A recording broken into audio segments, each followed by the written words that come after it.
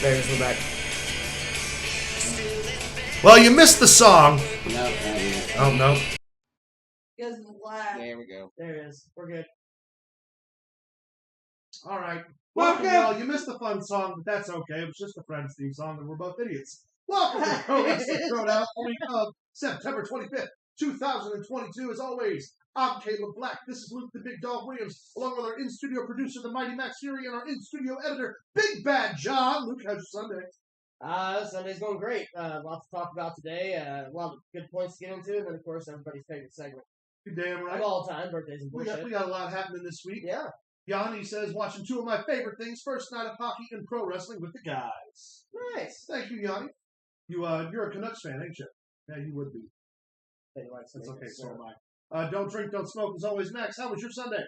My Sunday's doing great. It's wrestling day. I had fun adventure of the week, so yeah, I'm ready for What was your adventure for the week, Max? What was my adventure for the week? Yeah, what was your adventure for the week? I think the people need to know, Max, about your week. Well, me and Luke were flying in our Winnebago spaceship. First of all, now I know you're fucking right because Luke takes a lot. But go ahead. It had wings. I was a little scared. I got nipples, Greg. And we got a distress call about this princess that had been kidnapped. Oh yeah? Yeah. And we had to sneak into on the spaceship. We had to jam the radar. Did you jam the radar? Yeah, that's right. We was gonna use Lindenberry. What did we use? Grape. Was it grape? It was grape jelly. Grape Totally jam. Grape jam. I'm sorry, grape jam. Here's the fucked up thing. I knew as soon as that setup came that was going to be a joke about preserves. I knew it was coming, and it still caught me off guard. Well done. Big Bad John, how's your Sunday, sir? Freaking fantastic. I like it. All right, well, do we want to get right to the Hello, April. Cookies? Hello, April. Hello. April. Hello. Hey, darling. welcome to the show. Oh yeah, let's get right into it. Let's start opening these Christmas presents. One of my favorite stories this week is Teddy Long's Twitter. For those of you who don't know, Teddy Long was the general manager of SmackDown forever. He was a referee. He was a manager. He's been in the business, since the 80s. His Twitter blocked everyone. And when I mean everyone, I mean literally everyone on Twitter is blocked from seeing Teddy Long's story. With the exception of me, but my request to view it is still pending. Well, that happens. Because Teddy Long cares about my opinion. He does. He watches the show. He wants you to go one-on-one with the Undertaker. Which, there's not enough money in the... Well, let's not talk fairy tales here. But yeah, so Teddy Long has caused this crazy outcry this week. Is trending #1 worldwide. Well, see, I had him in my bingo card 2022 of Teddy Long crashing Twitter. I got that one. That's my number. Right. Yeah, it's my number this week. But I love that everybody immediately, when it first started happening, people were like, why did Teddy Long block me?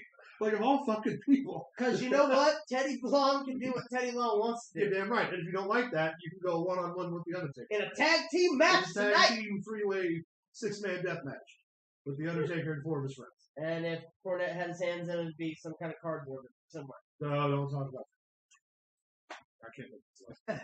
But yeah, right. Teddy Long. Teddy Long trending in 2022 because nobody on Twitter can talk to him. What a weird thing for people to get upset about. What person at home was like... Yeah, who was the first person who was like, I have to know what Teddy Long is doing today? Just to pull it up and be like, oh, Teddy Long blocked me. That's a weird thing. Because every one of those viral things that happen, it starts with one person, and then their followers either go and check it out or comment as well. So just one guy was super fucking concerned about Teddy Long's day, and went to their page deliberately, and then all of their followers were like, well, I wonder if Teddy Long blocked me. I'll find out why he blocked you. I'm blocked too. And now, 400,000 people later. Well, here's the deal. Teddy Long ain't got time for the problem. Teddy Long ain't got time to talk to you. He busy doing Teddy Long shit. Quit fucking with Teddy Long, yo. All right, what's next? Well, we covered that fun little tidbit. All right, we have more Teddy Long. That's okay. Well, More Teddy Long than anybody's been seeing in a while. Be honest with you. We're having some technical difficulties over here. The next graphic. There we Is go. that it? Are we up? Yeah. Is that the thing? Yep. Hold on. Pull this up just to make sure the people are seeing what we're seeing. Yeah. Yep. Okay. Cool. Still running. Yeah, it's got a lag. Yeah. That's all right. Anyway, so the Great Muta is set to do. Yep. Okay, we're good. The Great Muta is set to start his retirement tour. Yeah. And it was announced Wednesday night that the man called Sting will be involved in the Great Muta's retirement match. It would almost be a shame if Sting was no mention in that. I mean, stateside, Sting's arch enemy, number one opponent will always be Ric Flair. Yeah. But when you reach out across the pond from, not the inland here, that's the number one guy. Yeah. That's who I remember. His international opponent Muta and Sting. was Muta. Yeah. And they did a lot of wonderful pairings in the early days of the WCW, NJPW relationship or AJPW relationship as well. What a cool thing to dive back up. Remember, oh God, it must have been 6 months ago or so. Darby Allin, Sting was hurt, and they mentioned Darby Allin had to find a new tag team partner for this match on Dynamite. Yeah. And then Darby Allin tweeted something. Well, I think I found a great partner. And then somebody on Twitter posted a picture of the Great Muta, and then it was revealed much later on that those plans were scrapped because somebody on Twitter spoiled it. Yeah. And that someone was me, fuckers. You're welcome. Or not, I guess, because I cost all of us a chance to see the Great Muta and Darby Allin. Huh. What do you think my life choices? You really should. Really should. Whatever. Live your life. Now the question is set as to whether or not it's going to be Muta and Sting in a tag team match against another pair, or if there are going to be multiple people involved in the match, period. What it's going to look like. Tag match would work. Sting's been in enough shape that he could carry whatever they needed to carry. Muta just wrestled not that long ago. Yeah. He couldn't go for a long term. It would be more like a Ric Flair situation. It would have to be a tag match. Who do you think, if it is a tag match, because we don't have Vader anymore, because he'd be one of the perfect participants. Yeah. If you want to look for people in that generation or that era, or if you wanted to think about people they could elevate to being involved, who would be the two opponents you had involved? That's really hard to tell. It's a shame Vampiro's unhealthy, because I feel like Well, Vampiro what could do be you on do? the field. You take two classic NJPW Japanese superstars to put against Sting and Muta, so it's more garnered towards Japan than it is towards the States. Because if you do it towards the States, you're going to take your two biggest names, you're going to put them up against Sting and Muta, and they're going to job their asses off. Yeah. That's the way it is. But if you're going for the international flair, you could really take the help me here, had the crazy things cut in his head. Had his hair shaved. Oh, Minoru Suzuki. He could be a viable opponent on the other side Absolutely. for a tag match. You could get Chaos. You could reach out, and I mean, really, you could do anyone. You had Jericho. Yeah, I mean, Jericho would qualify. For sure, he's got history with Muta as well. Yeah. Ultimo Dragon, maybe? I was just about to say Ultimo Dragon, but you wouldn't bring Ultimo Dragon in to be a heel against Muta to say. Well, it's not necessarily going to be a heel face kind of thing, though, either. We don't, True. You know what I mean? It could be just a fan service to fans. Yeah. For that, which would be they could get their biggest names they have to put up against them. That's how I would sell the card. Of course, I don't make that. No, we don't make those decisions. Yeah. We just report. But But anyway, no, it's going to be great. yeah, something cool to look forward to. A story that we'll keep updating all of y'all April on. was thinking Yeah, Jericho. Jericho's a great call. Yeah. So we will keep you updated as Yes. the Great Muta retirement tour continues on and get more information. Yeah. Up next, I don't know why I just let that in. So Cody Rhodes gave a really cool interview earlier this week and talked about how, the best 3 months of his life were his short WWE return prior to his injury. Yes. Which is very telling, number one, about his enthusiasm for being back in the WWE, but also really another way that Cody Rhodes has found a roundabout way of saying that AEW wasn't what he wanted it to be while he was there. Right. Because you cannot tell me that, yes, I understand coming back to the WWE is monumental. Hello, Trex. Welcome back, Trex. You can't tell me that, his return wasn't incredible, but also that first run in AEW when he was the number one contender against Jericho, where he cut that incredible promo about the Silver Spoon. Yeah.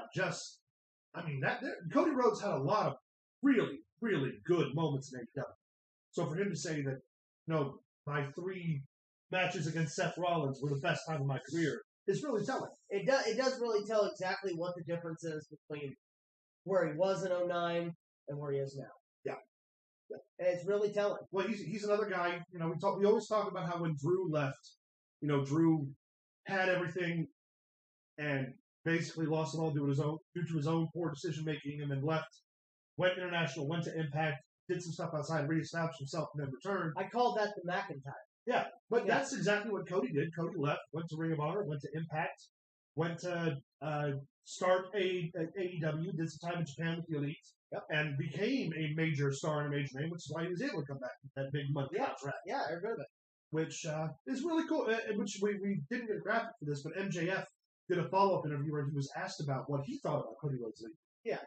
Where MJF gave a non-MJF answer that MJF typically gives, and basically said, Cody left to make more money. Yep.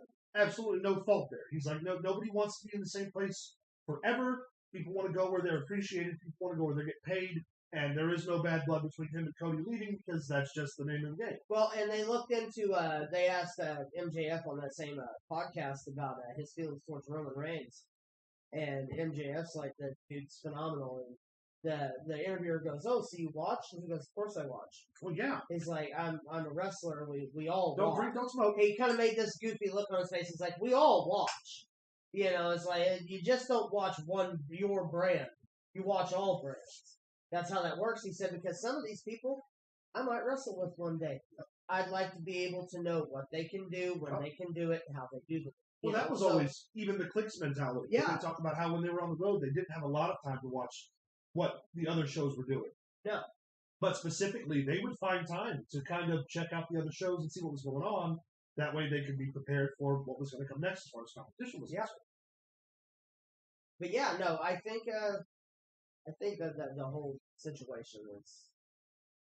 I'm ready for Cody to come back. Me too. We need Cody back. We need a star playing role. We need our star quarterback. We need our fucking WrestleMania moment. We need our Royal Rumble moment. And we need to see what they're going to do with him next, like we talked about 2 weeks ago, where Cody kind of fits in now that Triple H is running the show. Because we all know that Cody had the seal of approval from Vince. Yeah. And that there's no way that it doesn't have Hunter's either. That's all I'm saying. But with Triple H contacting all of this other talent, re-expanding the roster, Cody Rhodes is going to come back to a completely different landscape. He's also going to look amazing because of the fact that most of the new influx of talent that WWE has brought in are all people that Cody Rhodes has either worked on the road with, worked in AEW with, or has been friends with for years. These are all guys that basically what Triple H is doing is he's taking we're going to proverbial bowl, okay? Yeah. We're going to bowl. You've got your lanes. What he's doing is setting up those things that you pull up to prevent gutter balls. Yeah. Bumpers. That's what he's doing. He's putting in bumpers Yeah. of people that Cody Rhodes could work on both sides of the stick, so that way the competition for the heavyweight title will look as influctuated as it has in the last 10 I'm 15 waiting for Cody and Orton. Cody and Orton, that's going to happen. That's the obvious sword.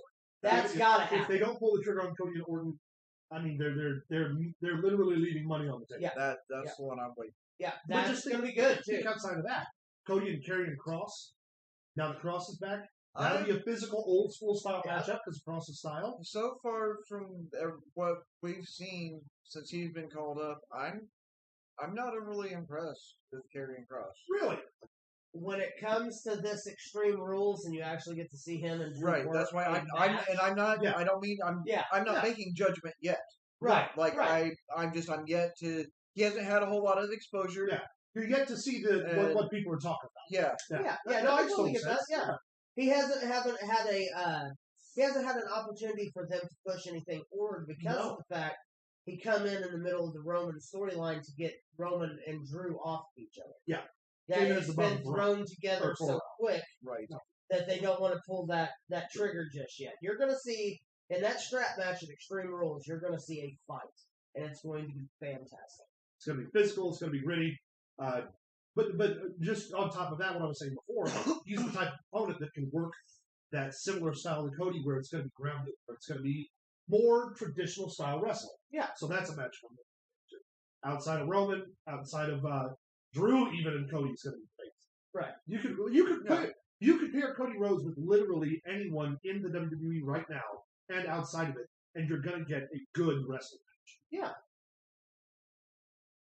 While Big Bad John is working on something over here. Oh, you can keep on going. They can't see it. Oh, okay, great. Let's head on over to our next slide.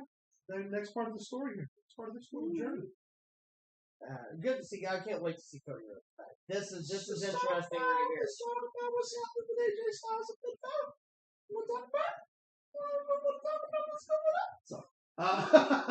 So Finn Balor and AJ Styles.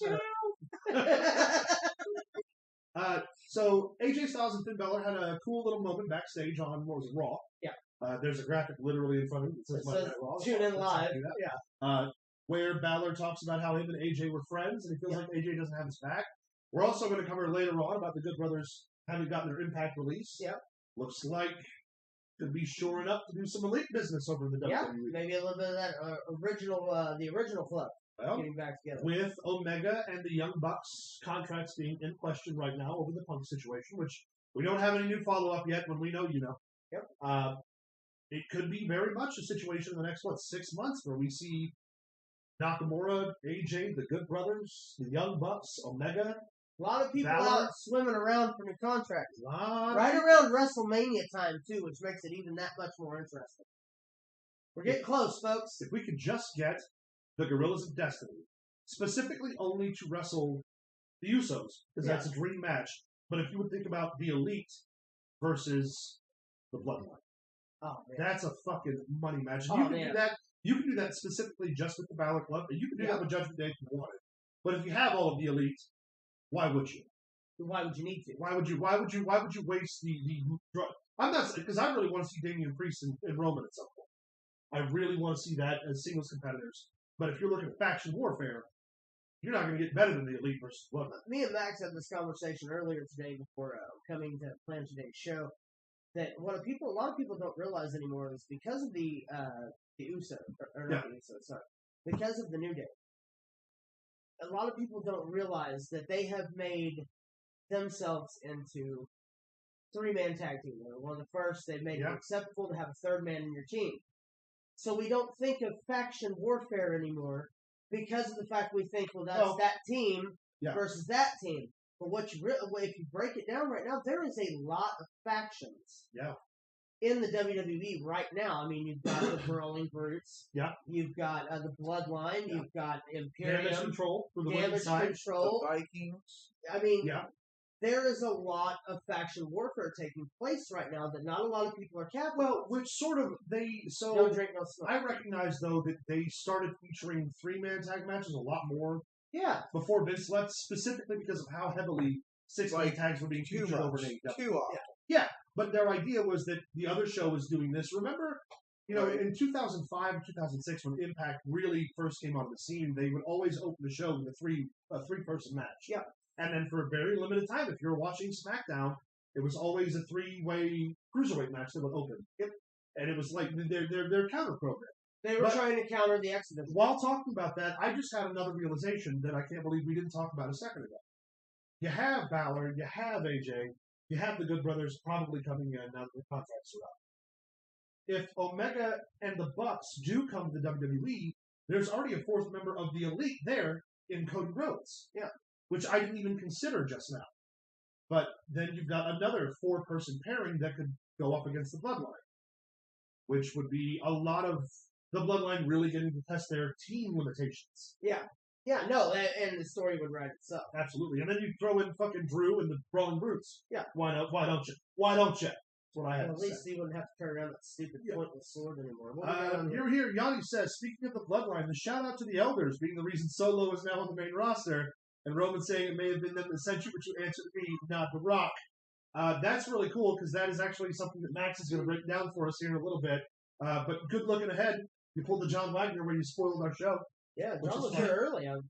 John was on time. By the way, thank you to all 11 people we have watching right now. We certainly appreciate you tuning in. And while we got you here, if this is your first time on the channel, be sure to check us out over at, here we go, Facebook.com/ProWrestlingThrowdown. Follow us on Twitter at ProWrestlingTV. You can send us an email at ProWrestlingThrowdown@gmail.com. You can follow us on TikTok at ProWrestlingThrowdown1. You can also find us over at StreamLabs.com/ProWrestlingThrowdown, where you can access our merch store.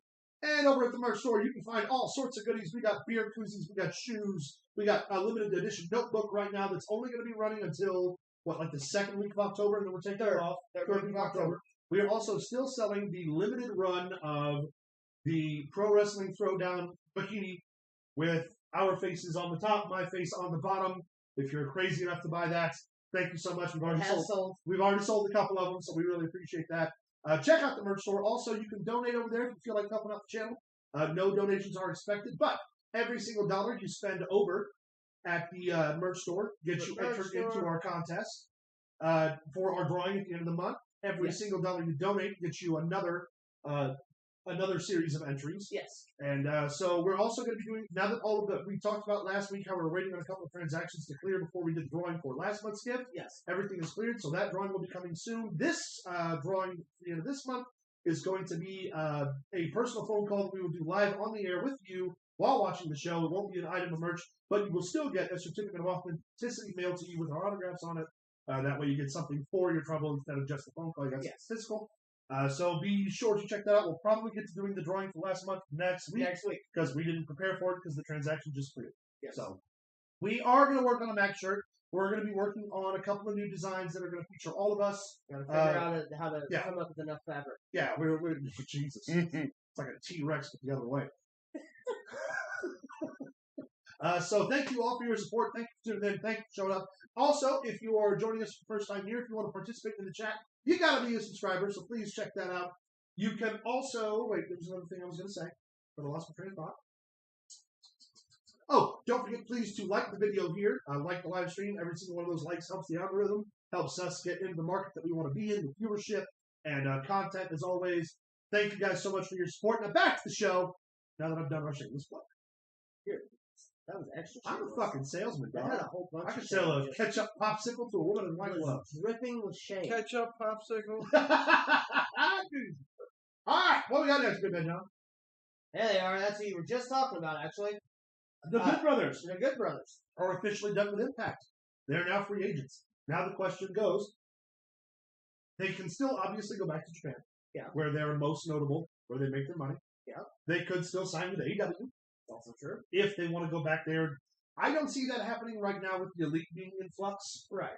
But remember, before their unceremonious release and the worst release ever of talent who just signed major money contracts and then they get released, I think 2 weeks later, now that Triple H is running the show again, and he's the one who brokered that first deal, the Good Brothers could end back up in the WWE, which is here's the deal. The Good Brothers got those new deals and the same day that AJ signed on his new deal, because AJ said that was a factor in him staying, was that they were staying. Yep. And when they stayed, he signed his contract, and then they were released. So sounds kind of fishy, if you ask me. Well, we talked about before at length about how Paul Heyman was involved in their release and how he didn't go to bat for them the way he should have, which is crazy to me, considering that Paul Heyman was responsible for some of the best tag teams in wrestling. Team 3D, the Eliminators, Public Enemy, the list goes on. Paul Heyman completely understands the nature of tag team wrestling and what a good marketable tag team can be. The Impact players. Yeah. I mean, literally the list goes on. So for him to not to have gone to bat for the Good Brothers and for him to say, we don't really have anything to do with them, motherfucker, you're the reason Bubba Ray Dudley is still relevant today. Yeah. How dare you tell me that Carl Anderson and fucking Doc Gallows aren't the tag team that people want to watch? Did you know that they're extremely young? I don't know if you knew that. Are they extremely young? They're extremely young. I'm Doc Gallows' age. He's your age, buddy. Yeah, he's my age. He's my age. All right. This is only a Which one's the one that has a hot wife? That's Carl Anderson. That would be Carl Anderson's hot age one. Should have watched. But so we could see another new tag team coming out of the season. Well, not new. Speaking of that, though, the best promo I ever heard them cut is when he's like, "If you can beat me, you can have my hot Asian wife." And Luke Gallows, Doc's standing there, and he goes, "I need this in my life." Remember that god-awful pay-per-view that those two produced? Both of those worst wrestling pay-per-view in history. And they were fantastic. And they made so much money off of it. That's ridiculous. They were good. They were good. All right, so we got a conversation going back to work here. Could have the Good Brothers back. What that means to the tag team division. Another established tag team. We've got a lot of hard-hitting tag teams right now. We've got the Brawling Brutes. We've got the Viking Raiders. We got the Usos. We got the New Day. more tag teams is always good for business. Especially if you look at the names that are in the game right now, they haven't brought back a lot of tag teams with the exception of Hit Row. Yeah. So let's see another fucking established, well-to-do physical tag team get back in the scene. I'm 100% down for more Good Brothers out. In the Always. tag team. Always. Always. All right, what's up next? It's a good thing he's running this show. Let's talk about it. AEW Dynamite saw Chris Jericho crowned Ring of Honor champion for the first time. He's the first to do it. Ring of Honor champion, WWE champion, technically WCW champion, WWE World Heavyweight champion, US AEW World champion, US champion, Intercontinental champion, Cruiserweight champion. There's not a fucking belt that man hasn't held. Inventor of the Money in the Bank ladder match. IWGP Intercontinental champion. Yeah. I mean, now the question stands: if he's champion long enough, and if Tony Khan in the next, we'll say 6 months, pens the TV deal that he wants to pen for Ring of Honor, do we see Jericho featured over there and not as much on Dynamite? Here's the deal. They're using Jericho the same way they used him for AEW. Yeah. He's got name value. He is their head champion. Yeah. He is going to sell Ring of Honor to whoever buys Ring of Honor Because due of to the fact, his name, and he's already the heavyweight champion. Wait a minute. He did the same thing with AEW. It was the play But that's what I was about to say. So they have to be close to penning that deal then. Yeah. They've got a TV-ready, a TV-worthy champion. They've got a story in his number one contender being Claudio. You have Jericho, Samoa Joe, and FTR as your three main Ring of Honor champions. Well, and the Ring of Honor Pure champion, Daniel Garcia. Run with it. Yeah. Jericho's getting tired of the hokey stuff. You can tell. Yeah. And here's the deal: you can take them over there and make them the Kingdom. Yeah. You make them the fresh version, the new version of Ring of Honor is the Kingdom. You remember the Kingdom, King, and Rhett Titus, and whoever else was the other guy. Anyway, irrelevant. But you can make that the head, the whole Jericho Society of the main true bad guys in Ring of Honor. Well, especially if he continues, like if he takes the heel persona of the professional wrestler in Ring of Honor as the top heel, which is not something that Ring of Honor has ever really explored. Yeah. I mean, he could literally be the anti-Ring of Honor champion because he wants to be the sports entertainer. Yeah. Which would make for a dozen good stories off of that. It really would. Then we can also get maybe Eddie Kingston to run that fucking Ring of Honor title. The way God intended. It's so good. It really would. It would be so good. And then, you talk about all the influx for a Ring of Honor. You could always take members of MJF's, what is he calling it now? The Pinnacle? No, they changed it. It's him, Hathaway, Ethan Page. That's right. Morrissey. He's under the Firm. Yeah. Right there, that is also another team that can go over there and really make an impact. MJF could be the face of Ring of Honor. Yeah. For Tony Khan. Oh, yeah. He could be the face of AEW, too, but, I mean, let's dollars to donuts. MJF's going to make the money know where you put it. Yeah, and they're going to put the title on him sooner. Yeah. Agreed. All right, what do we got next? So, congratulations to Chris Jericho. That's a milestone. Another one. Only 4 people have ever held the AEW Ring of Honor. Only 2 people have ever held the AEW Ring of Honor World Title and WWE title. CM Punk. Now, if we could just if Bryan Danielson can win the AEW title, then he will also win there, yes. Yeah. Here we have Jon Moxley, also on Dynamite, was crowned a 3-time AEW World Champion. The CM Punk consolation prize. Yeah. Championship is what I'm calling it from now on until they prove me wrong. Moxley winning the title, to lose the title, to just win the title back, to just lose the title, is not making Jon Moxley's title reigns that credible, in my opinion. Well, see, but number one, there's an element to reliability. They wouldn't put the belt on if he didn't draw for the fans, if he wasn't a staple of AEW. Right. And who's to say that this is going to be course correction where we really get to see him flesh out another solid title? Because his first title run was great. His second title run was strictly to be the interim champion to put the belt back on Punk, which we already knew was going to happen. But they needed to have somebody marketable on TV or the network that was going to be there with a belt. Because they didn't want to do what the WWE was doing and having an absentee champion. Yeah. Totally understandable. But maybe this is going to be course correction where they're like, no, we know Mox is the guy. This is the second time we've had to make this call in a month. Let's see if we can get another fleshed out run. another 3-4 months, maybe, at least up until, well, because he's got full gear in November.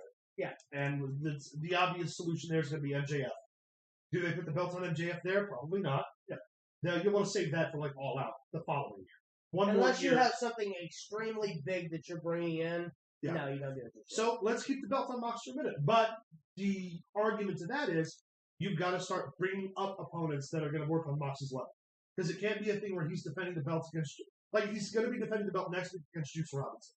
No, not to Juice Robinson. And if you look at their Rolodex as far as Stevie's concerned, Juice Robinson does have a victory over John Moxley back when they were doing the qualifying tournaments for the IWGP United States title. But that was for another company on their TV. We can't have this thing where Moxley wrestles every Tom, Dick, and Harry just to have Moxley wrestle. Well, and here's the deal. The next two that you have lined up in the foreseeable future, with the exception of that gentleman, would be Hangman Page now. Yeah, he'll get a rematch. With his golden ticket, he gets it in October 19th or something like that. And then MJF. Yeah. But here's the deal. Does anyone really care about a Moxley-Adam Page match? No. No. Do I care about an MJF Moxley match? Yes, because the first one they had was so fun. But that's the thing. Yeah. You've already claimed that you have another number one contender who already knows the date when he's doing it. And this was the argument that was made during Moxley's first run as champion. Yeah. That I would constantly say, while he's wrestling a lot of matches, they're not building viable threats. If you tune in, you don't. Roman Reigns wrestling random fucking guy on SmackDown. There's no way that they feel like a viable threat. No. You could put Roman up against anybody, with the exception of a Drew or a Cross or one of the major players, and they're never going to feel like a viable threat. If you're not elevating stars on the other side to be Moxley's opponents, then who gives a shit? Right. Turn Eddie Kingston heel. Make him break their friendship. Make him become a viable threat. Yeah. Bring Jericho over for a little tandem champion action. Make him feel like a viable threat. Your champion's only as good as your challenger. Ric Flair made his money by going to territories and wrestling that territory's top guy. Yeah. Ric Flair didn't go there with the occasional George South match where he'd go and wrestle 90 minutes with George South because he loved George South. He wasn't going to fucking Memphis and not wrestling Lawler. Right. He wasn't going to Memphis and not wrestling Dundee. He wasn't going to fucking the Tennessee territory, the Texas territories, and not wrestling Von Erich. Yeah. You're not gonna. That's the same thing you got to do with Moxley. Yeah, every one-off match he has with Garcia where it's a little bloody, it's a little stiff. That's fine. But after MJF, if you don't have a viable fucking number one contender, then no one gives a shit. Exactly. It just becomes Moxley taking 10 minutes to get to the ring to talk about how he's wrestling some Japanese jobber that we've never heard of. And it could be a megastar in Japan to bring over. Still, you don't know who he is. You have to make the American audience give a shit. Yeah. So that's something that Tony Khan, if you're watching, and I hope you are, you heard me say. Right out loud. Because right now, what the competition's doing is making everybody that fights Roman feel important. Even if you don't buy it, Logan Paul wrestling Roman feels important. It is important. Because of the media buzz, because of the scrum that came out of it, because of the situation of another. There's an element to I could believe that Logan Paul can beat Roman for the belt. We talked about that last week. I believe he's a viable threat. I think that with what Roman Reigns needs to do right now with that, I mean, we'll break away from that. Sure. Roman Reigns needs to do about that is after beating Logan Paul, which is going to happen, folks. I'm sorry to tell you. Is put him up against another scrawny blonde-haired guy, and they're going to use that. And then when Cody, he's going to come out and be like, someone's going to be like, well, the only people that you seem to want to wrestle are small blonde guys, this, that, and the other, and then have Cody Rhodes come out and say, well, I'm small, I'm also blonde. Yeah. I can see that. I'd buy it. Because that's what it's going to be talked about. That's what's being said right now in the internet wrestling community as we speak. Oh boy, Roman's going to beat up on this little scrawny blonde-haired guy. Roman Reigns, WWE champion. He's your tribal chief. Acknowledge him. I love Sasha Banks. My mom doesn't let me have friends over after 11. She said I have to stop pissing in bed. That actually sounded like a guy that used to I am so fucking tired. You know who that sounded like? Who? You know who you just sounded like? Who? He has a perfect impression of Crime Fighter. Perfect impression Oh my God, I forgot Fighter. about Crime. I heard his voice the other day. Did your ears bleed? Calling commentary. So, I was ranting about this a little bit, but I have to get it off my chest again because first of all, my rants are great. The fucking internet, Twitter. Hold on one second. My son is calling. We're taking this live. Yeah, we're taking it live. Hello. Hey, buddy. How's it going? Oh, not too bad. Just doing my podcast live on the internet. Yeah. Is that 7 minutes? My son says hi, random people on the internet. That's not 7. It's so Mom- weird Mom's because his sleeping. I'll have to voice get a hold of you, changes like that when he answers the All right, phone. buddy. I love you. Right here. I will. You too. All right. Sounds good. All right. Bye. Love you. Okay, here's the deal. People in wrestling land and YouTube and the interwebs. Everybody do the collective. Oh. All right, let's get back into the show. Hey, fuck you if you don't like it. I'm a good dad. But no. So the Teddy Long thing obviously got me like into this whole Twitter school where I was reading what everybody was saying, all these comments, and I just get so distracted by all of these like wrestling fan, obby, fucking cartoon, fucking avatar picture accounts that say shit like Sasha Banks forever, fucking love Sasha Banks, fucking Becky Lynch can't wrestle. But go fuck yourselves. Wrestling's neat. Wrestling's cool. We do a show about it every fucking week. We love wrestling. We also have lives.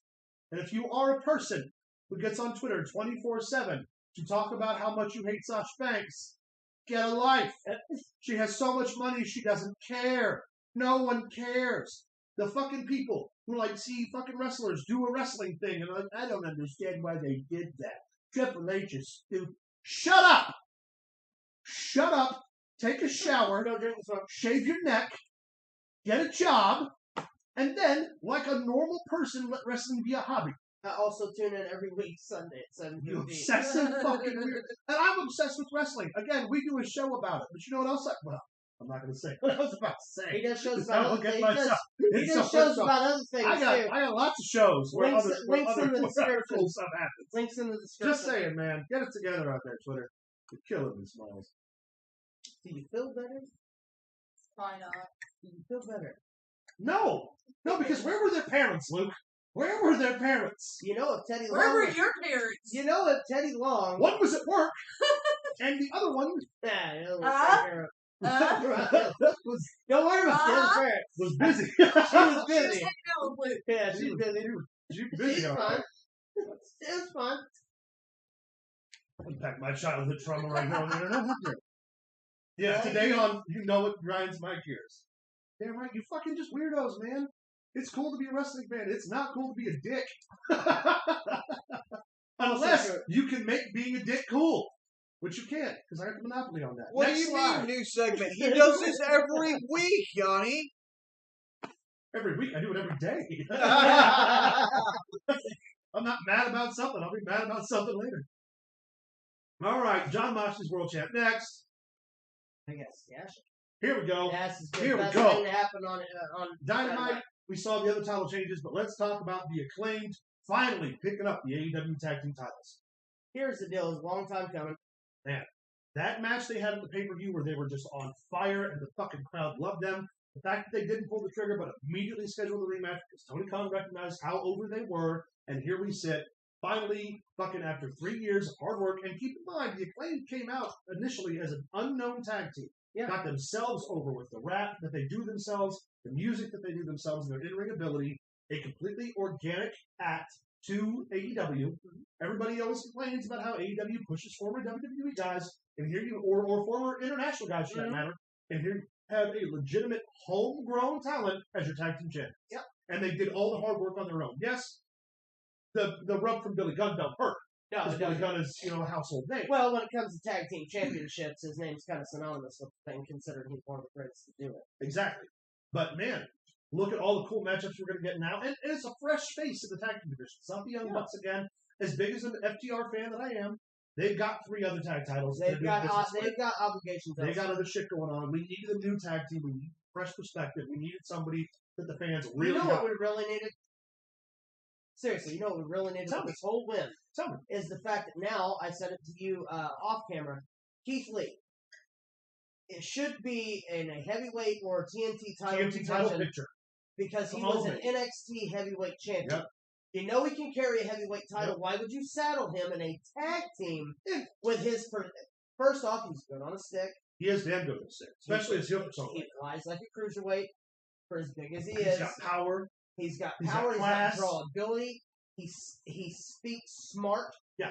Everything that man does screams singles push. Yep. But you can't do that when you have him sidelined with somebody. And don't get me wrong, Swerve's great. That's not to take away from their success as a tag team No. at all. And Swerve's great. Yeah. But what I see for Swerve, I see Swerve as a tag team wrestler. I don't see people. Or I could see Swerve himself as a singles competitor in the TNT title division.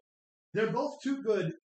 I understand there is something cool when you can take two really good singles wrestlers and make a viable tag team out of them, and they are a viable tag team. But I would much rather see Keith Lee in the world title picture. If we were just talking about Moxley needing a viable threat, That's a a viable heel, threat. that's a viable. Put him in a singles run of matches against guys like Wardlow, against guys like Willie Hobbs. Get the power show going. Yeah. Build him up. Same thing with Swerve. Put him over. Let Swerve work singles and really let people see how good he is, because people discount how talented he is sometimes because they never really get it on full display. Well, here's the deal. Did he have plans for Swerve going forward, or is he going to join Hit Crew or Hit Row or what's left on his stats? What he said last time when we talked about his contract, that he was happy where he was and he had no intention of going back. Now, that's something he could have just said to save face with the company. It's also something he could have said when Triple H wasn't in power. Exactly. But right now, split those guys up and give the Acclaim legitimate tag teams. Put them up against the Lucha Brothers. Put them up against fucking Private Party. Yeah. Put them up against all of the tag teams that they've got. They're in a situation again where their tag team division is still one of the best, even though it's booked very hectically. Yes. You've got a starting point now. You've got an organic over tag team where you can build other legitimate competitors, and you can elevate other new young tag Kind of teams. like the days of the Hardy Boys. You had Exactly. Edge and Christian, the Dudleys. Right. You had Feel the that out. Acolytes. You had all these big teams that made the tag titles feel that much And- more important. They look like grown. They look like grown men. They fight like grown men. They work an interesting style which combines athleticism and hard hitting. I don't want to say style again, but yeah, a hard hitting style mixed with their athleticism. They're an old. If you had the Acclaim in fucking 1997, would have been the most important tag team in wrestling. Yes. Because they would have had to have built the exact same way. Yeah. And right now they're in that fucking sweet spot. They have stuff going on for them outside of the business that you can extrapolate on. Like I said, their music, their intellect on the mic. They know how to work a crowd, and they can fucking go. And the crowd likes them, and for anybody to be brought up through the crowd by the crowd and not by the office, you have money there. You have to strike while the iron's hot. And keep in mind too, remember when they first came on, they did the heel thing, and they weren't super over about it. No. It took them months on TV of hard work and fucking engaging with the crowd to really get over. And then, of course, the injury in the beginning set the tag team back. Hurt them back. So fucking, I'm all in on the Acclaim. Congratulations. Yes, yeah, sir. 100%. Well, you've got Billy Gunn in your corner, and you're just fine. And think about that too. Someone with Billy's experience with their skill. It also makes you wonder what WWE doing this DX reunion here pretty soon. I was just having a conversation about that the other day.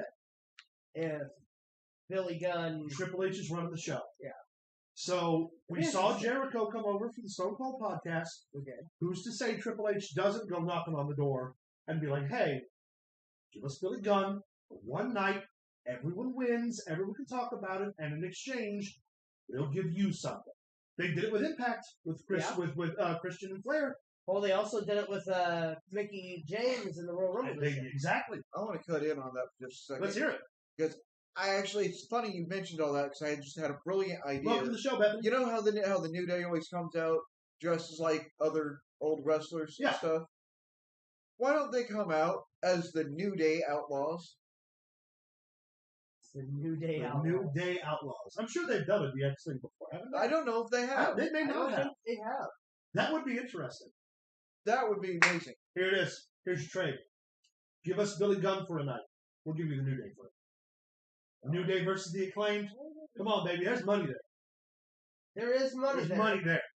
I would say if it was a bigger trade, if it wasn't just Billy Gunn, Okay. I would say give him Edge for a night Christian. For Christian. So on that, if Billy Gunn, if they can get Billy Gunn just for the night, like just to be part of the DX thing and nothing else, because you know, at some point Billy Gunn's gonna get his hands on Mike, and he'll try to get Triple H back for the Piss Ant Company comment, and they'll have a little thing there, which would be funny.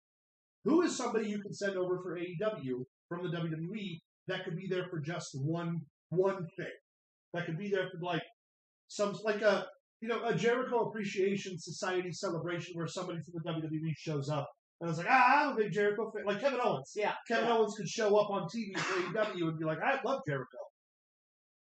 And there could be several. There could be a lot. You could do that with. Like, if you, come on, baby, open the door. Yeah. It's time. Yeah. It's coming. It's Vader time. It's coming.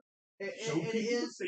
I believe if you would have asked me this 4 years ago, I'd probably told you it's never going to happen. If you'd have said 3 years ago, though, that there was no way Vince was going to let Jericho come on the Stone Cold podcast. And he was one of the first guests. Yeah. And when when Stone Cold said they asked, Vince was like, do it. Yeah. I don't give a shit what you do, Steve. Yeah, but Triple H is running the show now. And I think Triple H would be more prone to doing something like that. That's Happy Jewish New Year. I will butcher that pronunciation, so I will not do disrespect. But anybody watching, celebrating, happy Jewish New Year. Yes. Rosh Hashanah. Say it again? Rosh Hashanah? I don't know if that's right. I just wanted to hear you say it. I don't want to fuck it up. I don't want to insult anybody.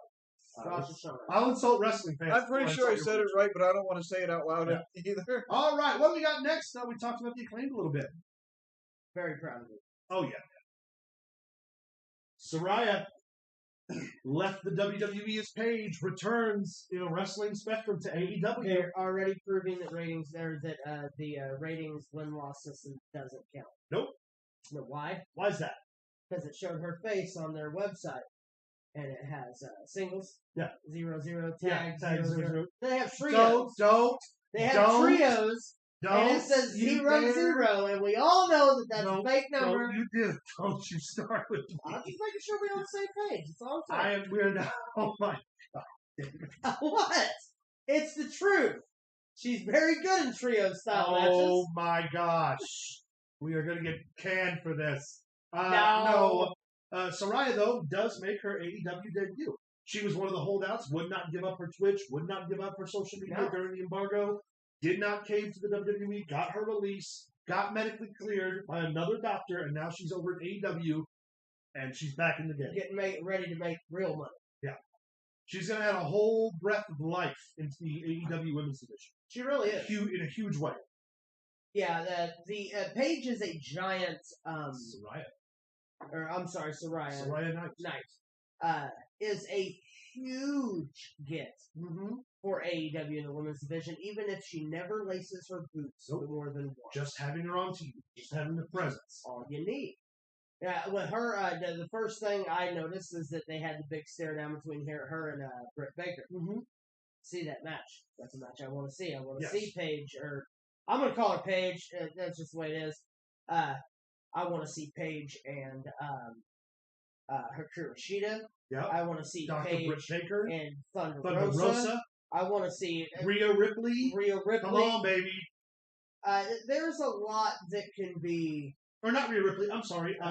Toni Storm. No, that's not who I was thinking of. I was thinking of Heidi Lovelace. Oh, yes, Ruby Soho. Ruby Soho, yeah.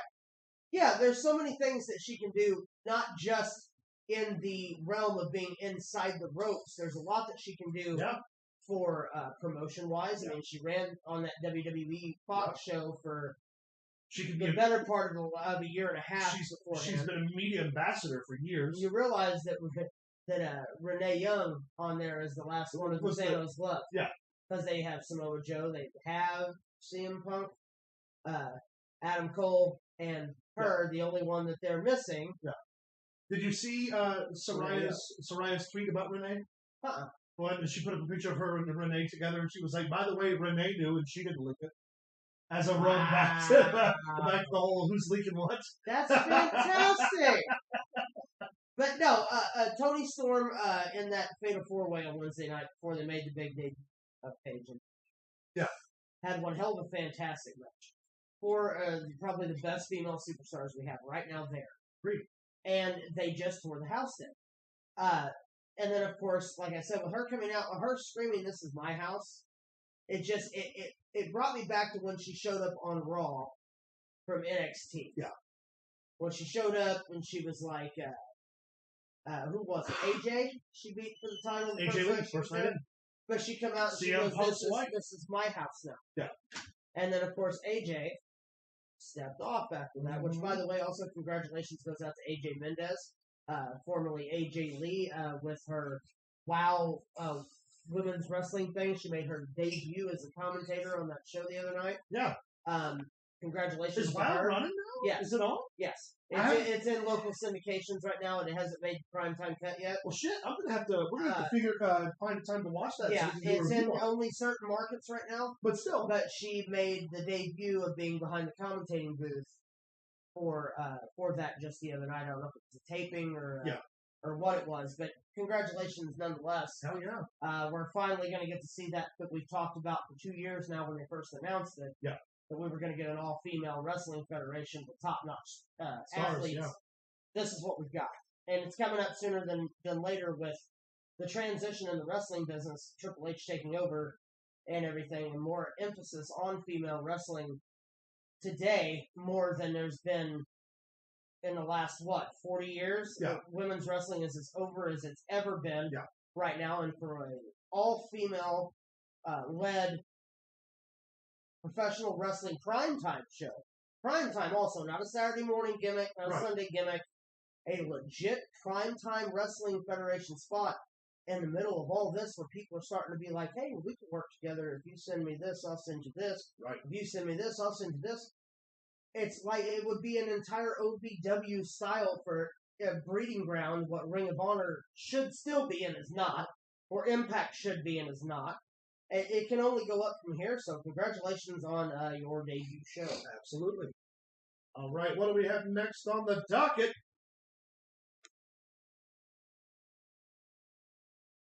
This is a really cool story. So, for those of you who don't know, and I didn't know because I don't watch. Let me get my screen caught up. This is Miles Bourne. Yeah.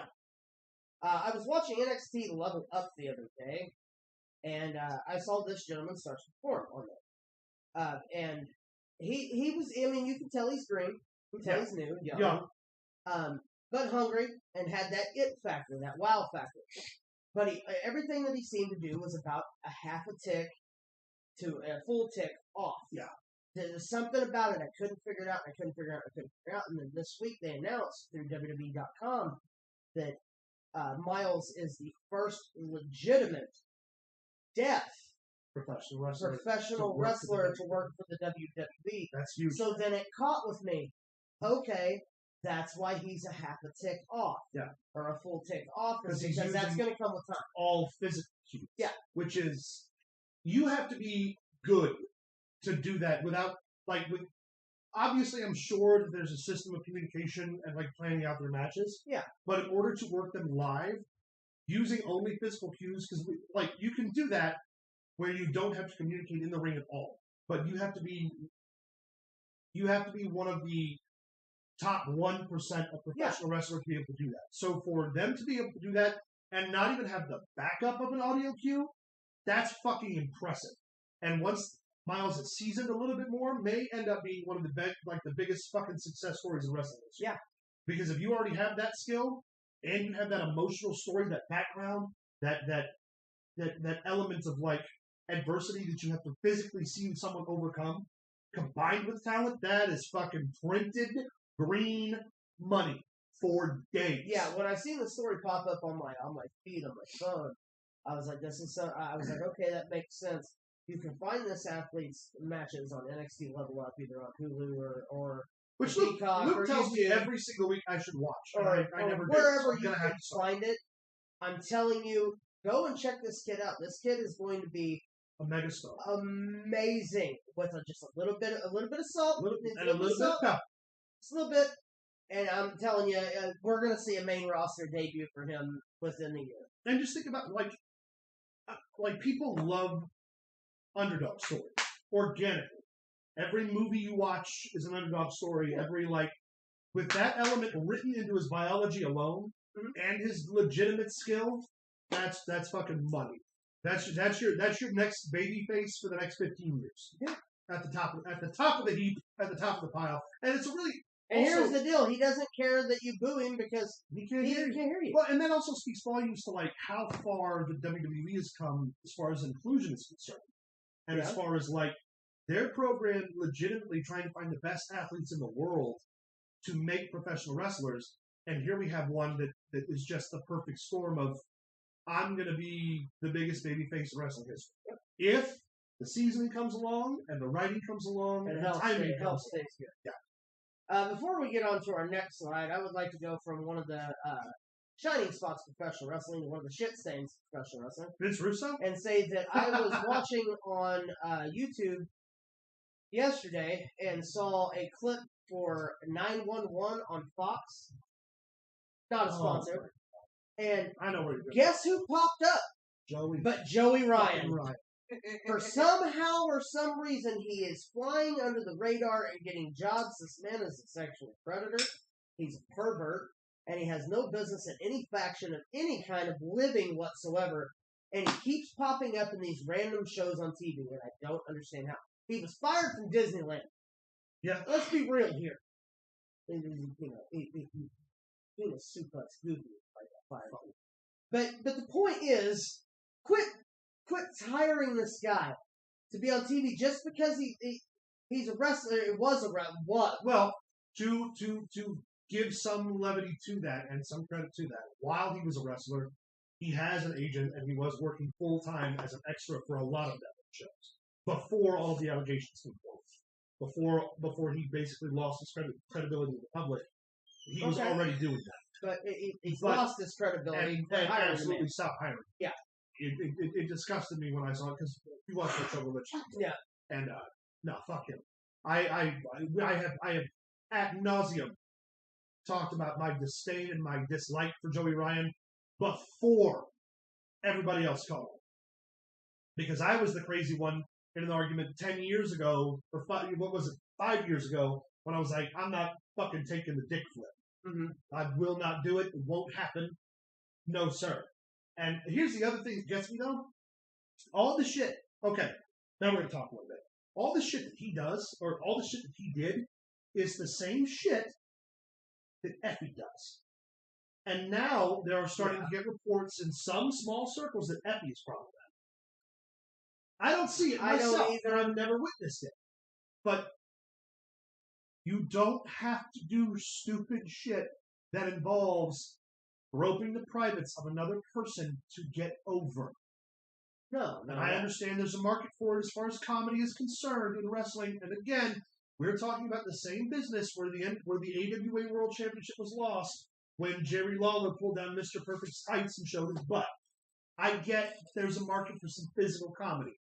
But if you're doing that without the consent of your wrestling partner and at the fucking behest of your own selfish devices and against the request of your promoter, your roster, your peers, stop doing it. Right. Stop doing it. The Effie thing with the Marco stunt where he Yeah, shot his yeah, head yeah, down on yeah. the thing. Like, come We on, don't need man. to give it any more exposure than Like, it is. stop. I just wanted to point out this man is still getting work in Hollywood. It's messed up. It's a piece of shit. That's something. He's something. What we got next, John? Ooh, another option. Ah, yes. The picture that woke up the neckbeards. The picture that inspired 1,000 wars of words on Twitter of people who never had sex with a woman. MJF, AEW superstar Liv Morgan, current reigning SmackDown Women's Champion for the WWE. Hold on, wait a minute. Let me check something real quick. Max, what's your opinion on Liv Morgan this moment?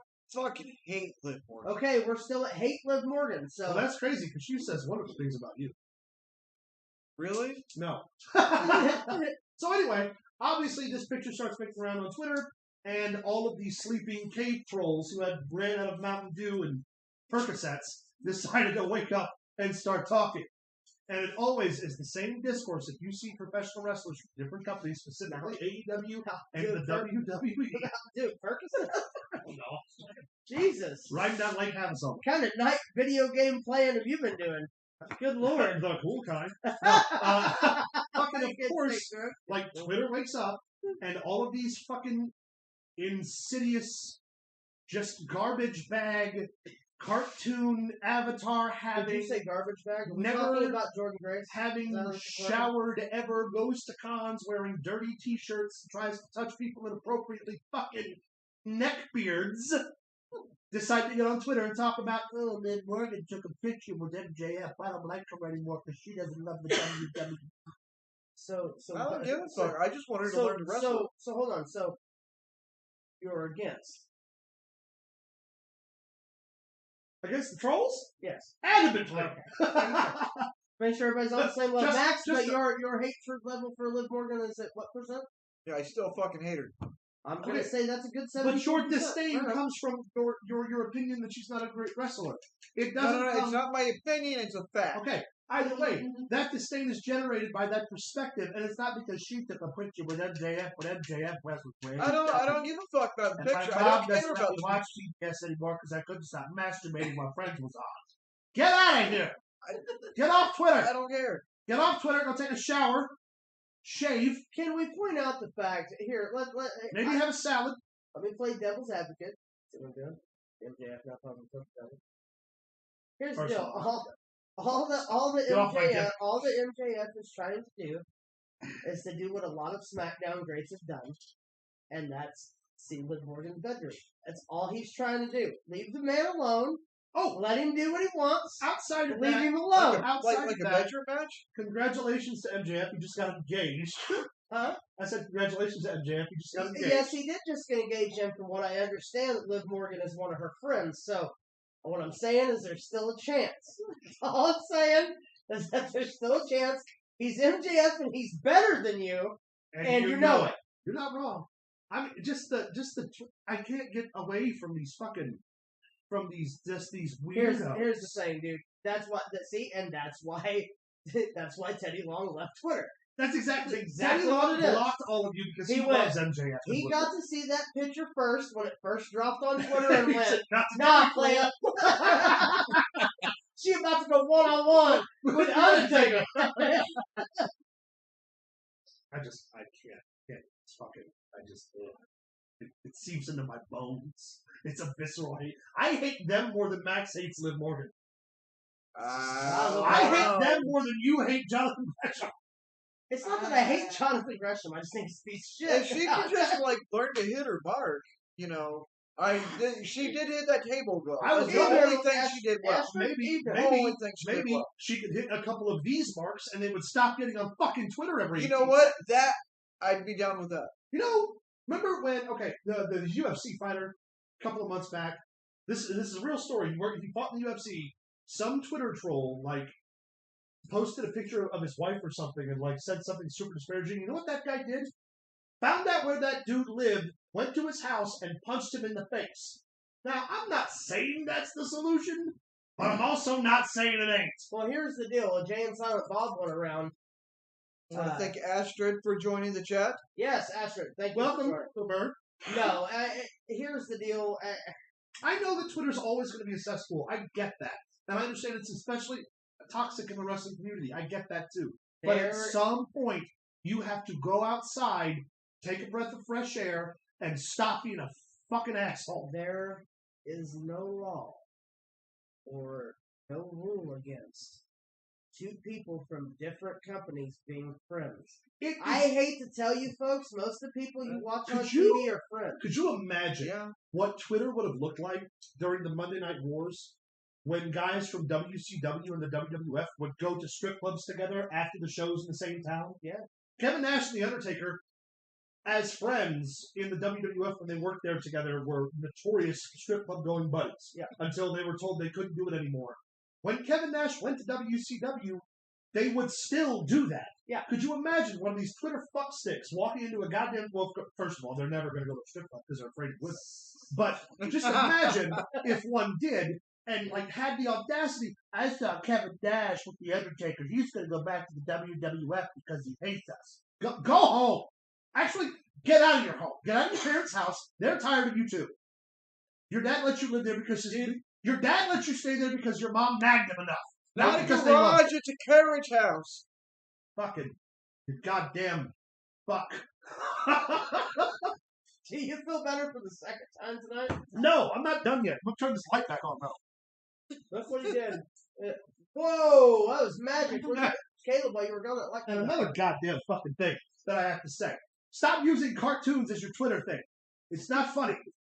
Use a picture of yourself. You only do that because you have the fucking shield of anonymity because you're a dick. Stop it.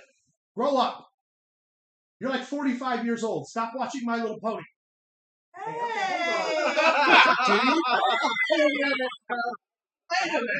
I'm mad.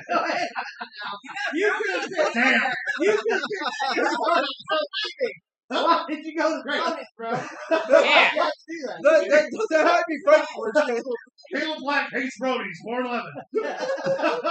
My bad. All right, is that We are our still last live, right? I still live with my dad and I'm mildly triggered. Yeah, but you're not a weirdo. You're not like a person who gets on Twitter and is like mean to people for the sake of like the fact that you've never been laid, probably. Whatever the fuck your deal is. Probably. No, okay, first of all, before that conversation goes fucking ankles, we're gonna put a fucking halt to that, right? But no, seriously, man. Like, you cannot tell me that there's any part of that like, I get the troll mentality. I get it. Right. Because I've done that myself. But I target assholes on Twitter.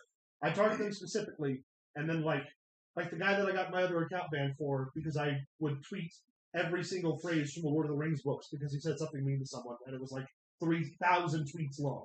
I get like there's an enjoyment element to that, but also like eat a salad and occasionally shut the fuck up when you should. Everybody tell you should shut up more than you do? Because I'm telling you, shut up. Sasha Banks doesn't know you. She doesn't like you. She doesn't, clearly, because she doesn't take a picture with I was any about of to say, her she male wasn't fans. standing next to nobody. No, she fucking, none of them know who, they don't know who we know who they are because we watch them and because we fucking came up with half of them. Yeah. Like, don't fucking get it confused here, childrens. Ain't a goddamn person give a shit if you're gonna be an asshole the whole time. Take a shower. Go to your mom's house. Get a dog. And then feed the dog. Not Mountain Dew. Fucking moops. Alright, now I'm done. You sure? You sure you We're gonna don't? see what happens. What's this say? Oh, no, we have to stop. We have to, no. No, we're good. We're all right. Floss it over there. Hey, Just for we're hitting that with All right, what do we have next on this miserable experience? good. Before I actually have a stroke. Is it time? No, we got no one more. So with Aleister Black leaving, or Malachi Black Yes. leaving AEW, there are now reports that Buddy Matthews himself is looking for a way out. Yeah. Now, Malachi Black, we talked about his address a couple of weeks ago, about how he said, you know, any news about your release being conditional, that's not necessarily true. Right. It's just my business, and it's not something that's explained. Is there a possibility right now that we're going to see both Buddy Matthews and Malachi Black back in the WWE? I mean, there's always a possibility. Buddy Matthews is one hell of an athlete. With the resurgence, I've seen that Wesley Blake is old tag team partner. Yeah. I saw that he was now back on the indie scene as well. Again. Wait, is that idiot? It's the one that got in trouble for Trump tweets. No, that idiot. Yeah, fuck him too. But what I'm saying is, though, is there's options for him to go to the indies. Yeah. There's options for him to go anywhere. Yeah, but I'm thinking where his bread's buttered, you know, he's Australian. I mean, he could go back down there and live like a king. Yeah, the Australian wrestling in the scene indie is starting to wrestling pick back up again. I don't know, man. I wouldn't. I'm not going to say. I wouldn't no put it to past an NXT run, like to come back to the NXT for a little Yeah. while. Now that they're trying to build that as a legitimate third brand and not an offshoot. Yeah. I think that Buddy Matthews could be legitimately a top guy. Oh, absolutely. He's got the physique. He's got the ability. He's got the credibility. It just depends on whether or not they give him his release and what condition it comes under. Yeah. And also, are the Young Bucks going to leak it to Meltzer and ruin it for everyone? Because the Young Bucks are also terrible. So is Meltzer. Did you know that? So is Russo. Did you know that Still once bit a man? I don't know if you ever heard that. Ace Steel did bite him. Bit him. Start biting these fucking crows. No, you don't. Oh, Don't know where they've been. Ugh. Don't know where they've been. Well, I will No, stop you. stop. Jesus, just turn the light out on you. See that?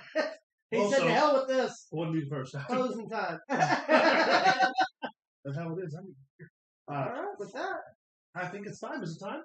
I think it could be very close to time. Well, ladies and gentlemen, it is. Well, do we want to plug one more time before we throw? Yeah, go ahead and plug real All quick. right. Let Max situate yourself. If you're just tuning in, Whoa. First of all, put it back Watch in your the pants. camera. Watch the camera. All right. So if you are just tuning in for the first time, you can also find us over on Facebook.com/ProWrestlingThrowdown. You can follow us on Twitter at ProWrestlingTD. You can send us an email at ProWrestlingThrowdown@gmail.com. You can follow us on TikTok at ProWrestlingThrowdown1. And what happened there? You can check out Streamlabs.com/ProWrestlingThrowdown, where you can access our merch store. And over at the merch store, you can find a litany of goodies. We have just rendered the beer koozies. We've still got the shoes. We've still got the yoga pants. We don't have the backpacks anymore. Do we have fanny packs? Is that I keep saying that every week, and I've never actually confirmed that we have fanny packs. Do we have fanny packs? I don't think we do. I can make a fanny pack. Let's make a fanny pack. We'll make the fanny pack. But also, we've still got the limited edition notebook that is only going to be on the third week of October, and we are still running the limited edition Pro Wrestling Throwdown Bikini, which features our face on the top, my face on the bottom. Check that out. I'm going to stop you real quick, Sure. and for an extra added incentive for this limited edition, which it's a great spiral notebook. Yeah. Very limited edition, like we said, it's only going to run until the third week of October. If you purchase, Don't drink, don't smoke. if you purchase by the time that goes out, one of those notebooks, we will double your entries into the bucket for the next month's chase for whatever product that it will be. You heard it, If you man. get a special edition notebook, it will be worth 2 entries to every dollar that you spend. Hey, we actually have we don't have bumper stickers right now, but we do have magnets. Yes. There's Do we have there's bumper vinyl stickers? stickers. Oh, we Vinyl do have stickers, vinyl yes. stickers. Okay, great. Actually, yeah, because one of I our wanted them. yeah, somebody bought some though. They're not on our chat right now. Somebody did. I don't remember who it was. Yeah, You're yeah. right, though. Yeah, one of our big fans. purchased some. Justin. Yeah, Justin said he was going to So, buy a sticker. Every dollar you spend over on the website gets you gets you 1 entry into the drawing that we do for a free piece of merchandise every month. So if you spend $10, you get 10 entries. Same thing if you donate to the site. Every dollar you donate gets another entry into the free giveaway. Unless you get the new spiral notebook. Unless you get the notebook, in which case we're going to double it up. Yeah. And so says the man, and I love the idea. Every dollar we get from your merchandise and from your donations goes right back to the show. We don't draw anything for this, specifically so we can keep building, so we can get this out. We're working on a custom intro song. We're working on some more graphics that we want to get, but obviously that takes a little time and a little bit of flow. So thank you all for your participation. Thank you for your purchases. Thank you for your donations, keeping the show alive. We're going to do our drawing for August next week because all of the transactions finally cleared to the website. Yes. The proxy server that we use does take a little time on that regard, and we don't want to cheat anybody out of the And it opportunity. also depends when you donate money. It also depends on how your bank setting is and this, that, and the other. How much it will be held until a certain date, which is just a security thing. And that's what happens. So that's why we're giving a little more time. So if you can get them in, Yeah. before next week, because We'll throw your name in. next Sunday is the deadline. The drawing for September, which we'll do in October, is going to be a live phone call that we make here. You will still get an autographed certificate of authenticity from us. That way you've got something physical to show. And thank you all so much. Don't forget, please, also to like this video. Go back, like a couple more. That helps our algorithm keep us in the running. Share with your Keeps us friends. relevant. If you once again, if you share us on social media, that's another opportunity to get entered into stuff. So always thank you guys so much for your support, tuning in, watching, tolerating our nonsense, mine specifically. And now, with all of the shameless plugging done, I believe it's time. Oh, Is yeah? it time for everyone's favorite segment? I'm ready for my favorite segment. Well, then I believe it's time for It's birthdays. bullshit. Max, take it away. All right. First, I do believe it is time to acknowledge All 4 up. head of the table, Big Bad the John, tribal chief, acknowledge it behind the camera, doing his job. Roman Reigns. All right, let's Is talk that- about it.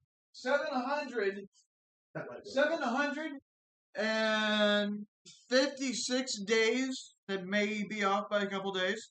He's what now? The 4th longest. He is in third, I believe. Fourth. You're right. Yeah, because Bruno. Well, do we count that though? Because Bruno holds the number 1 and number 2 spot. Because Bruno broke the record for himself. It should be Bruno, Hogan, and Roman, right? Yes. I would think. have to. We'll Hey, do some Pedro more- Morales. We'll we'll do some do a research better and update yeah, next week. Pedro Morales is up there though too. So they can maybe be legitimate for. Also, we're just going to do a full bloodline update. Let's here. do it. So next we have the Usos. Mhm. They are. They've been tag champions for 433 days by my count. Maybe off by a couple days. Sure. They are number 3 in line for the longest reigning tag team champions. That's really cool. That's Only really two cool. that they have left to beat is Demolition at 2, and then the number 1, of course, was set by the New Day just New a Day, couple years yeah. ago.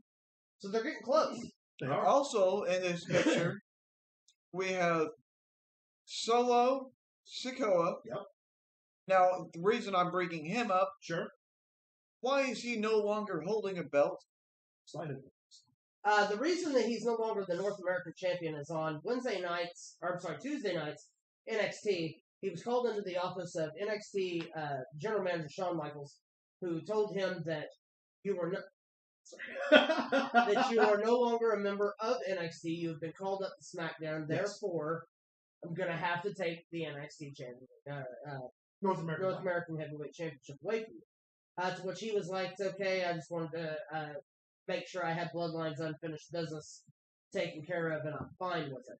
Yeah. So it's a way to keep the brand still separate without having to play tiptoe through those lines. Right. Well, they did something similar with Kevin Owens when he was NXT World Champion on his first debut. Yeah. He lost it, but it's the same thing. Got to get the belt off of.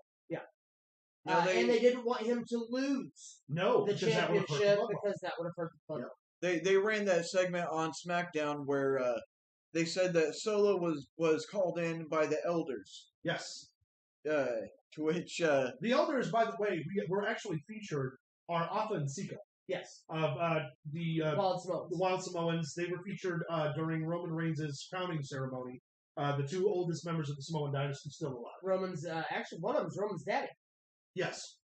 and he live on SmackDown, Roman says to him, "The Elders may have sent you, but you answered me now."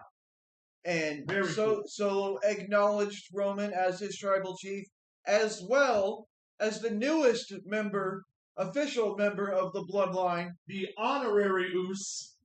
Sami motherfucking Zayn. Yeah, buddy.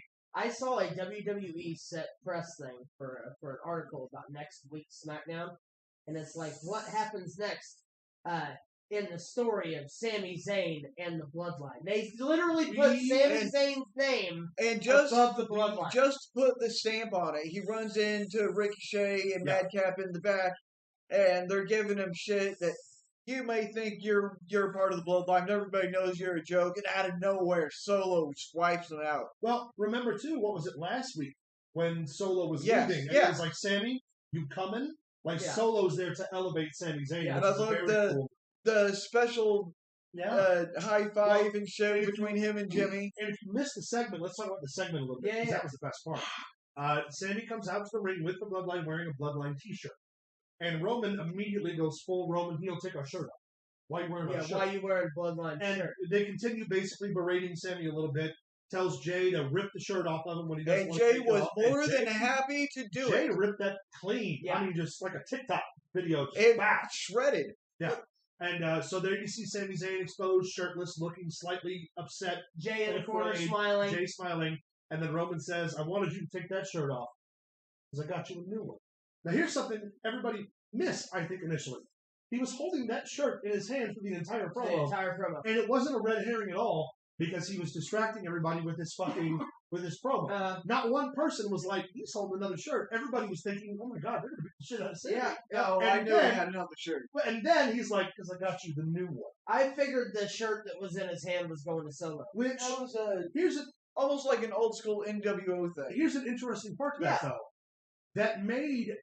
That was very much a babyface moment. Now, Roman's not a babyface, and the Bloodline certainly aren't either.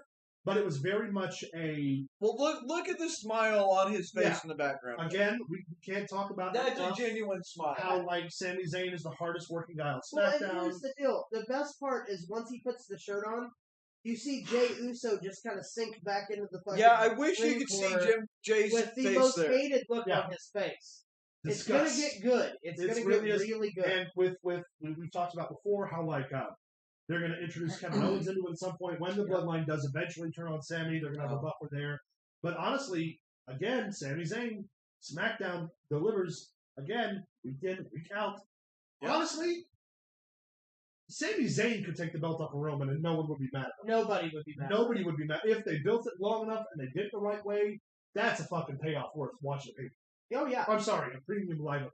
Well, and here's the deal when it comes to that is that Sami Zayn can carry it. Absolutely. We've seen his El Generico stuff with Kevin Steen. Of course. We've seen his NXT stuff with Which Cesaro. still. We've seen everything the man can do. He's fantastic, and he's still very young.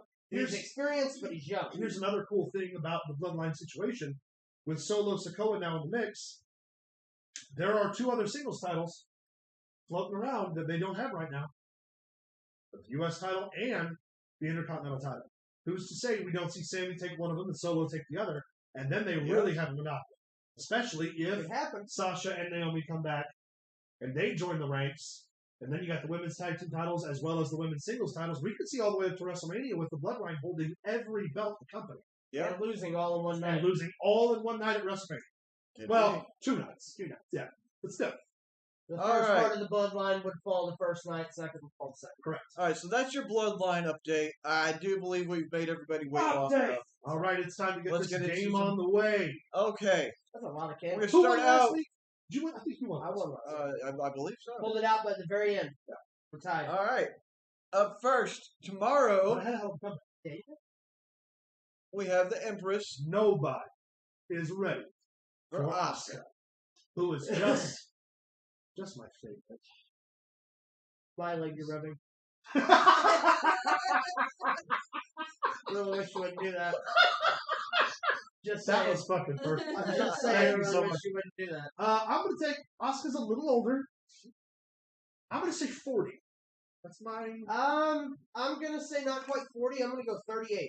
You should have went a little higher. She will be 41 tomorrow. Point So she is Halo. Yeah. Also tomorrow, I don't know what it is.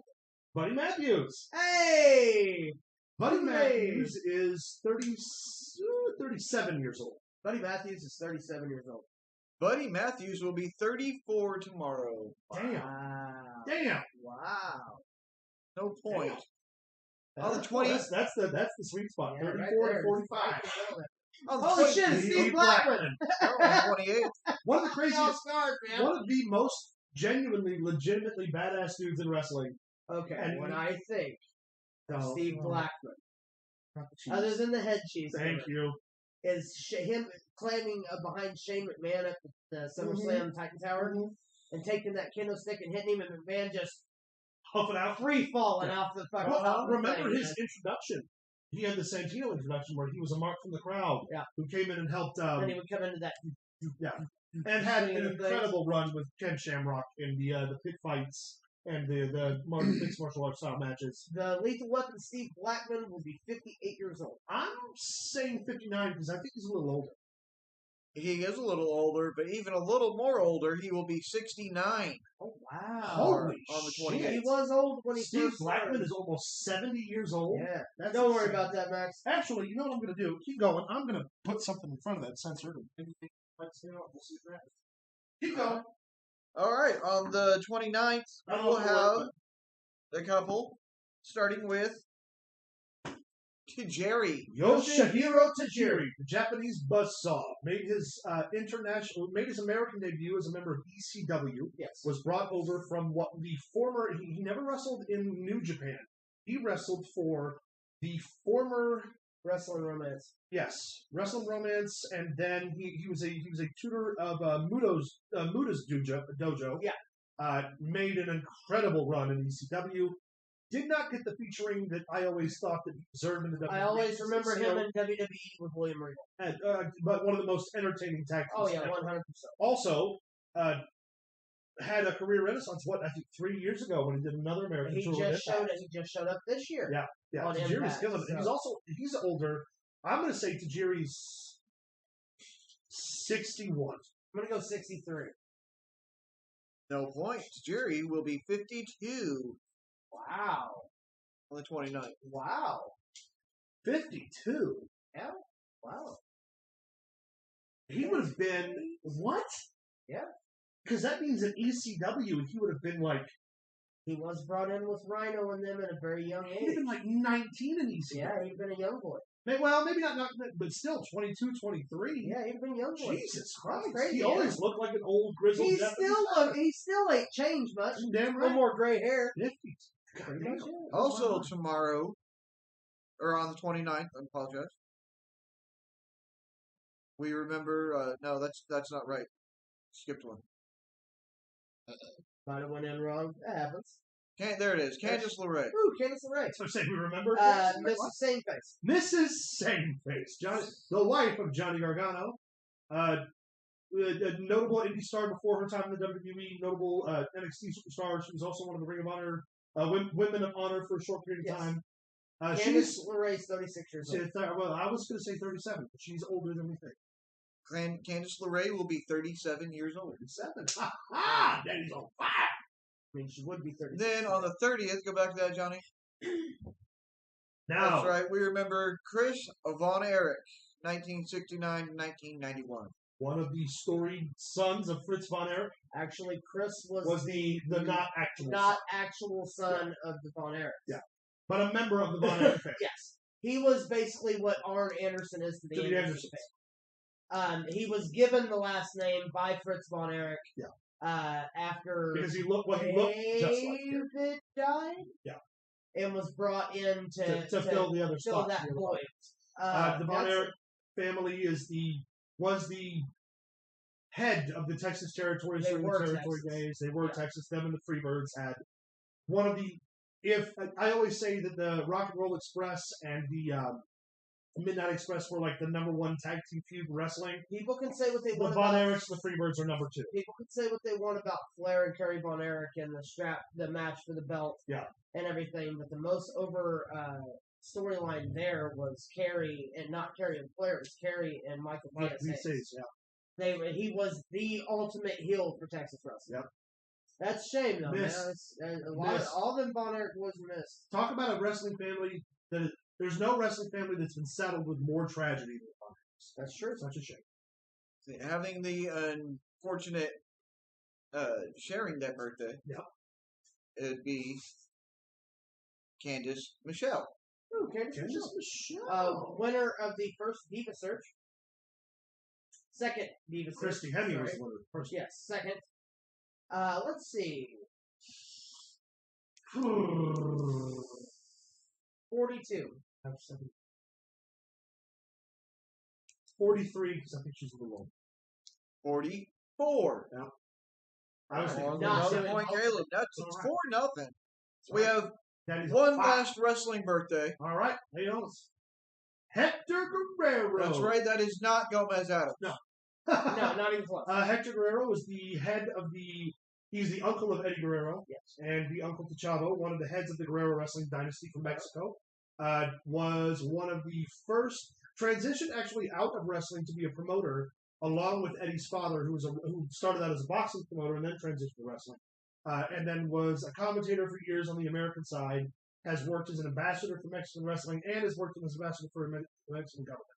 Hector Guerrero is 74 years old. Hector Guerrero is 81 years old. Hector Guerrero will be 68 years old on October 1st. No point. That makes it 4-0. Caleb's lead going into celebrity birthdays. Ooh, yeah. Are you ready? I said, are you ready? Today, the man who assaulted Chris Rock on live television. We have several today, but we're going to start with him. Will Smith. Big Money Will.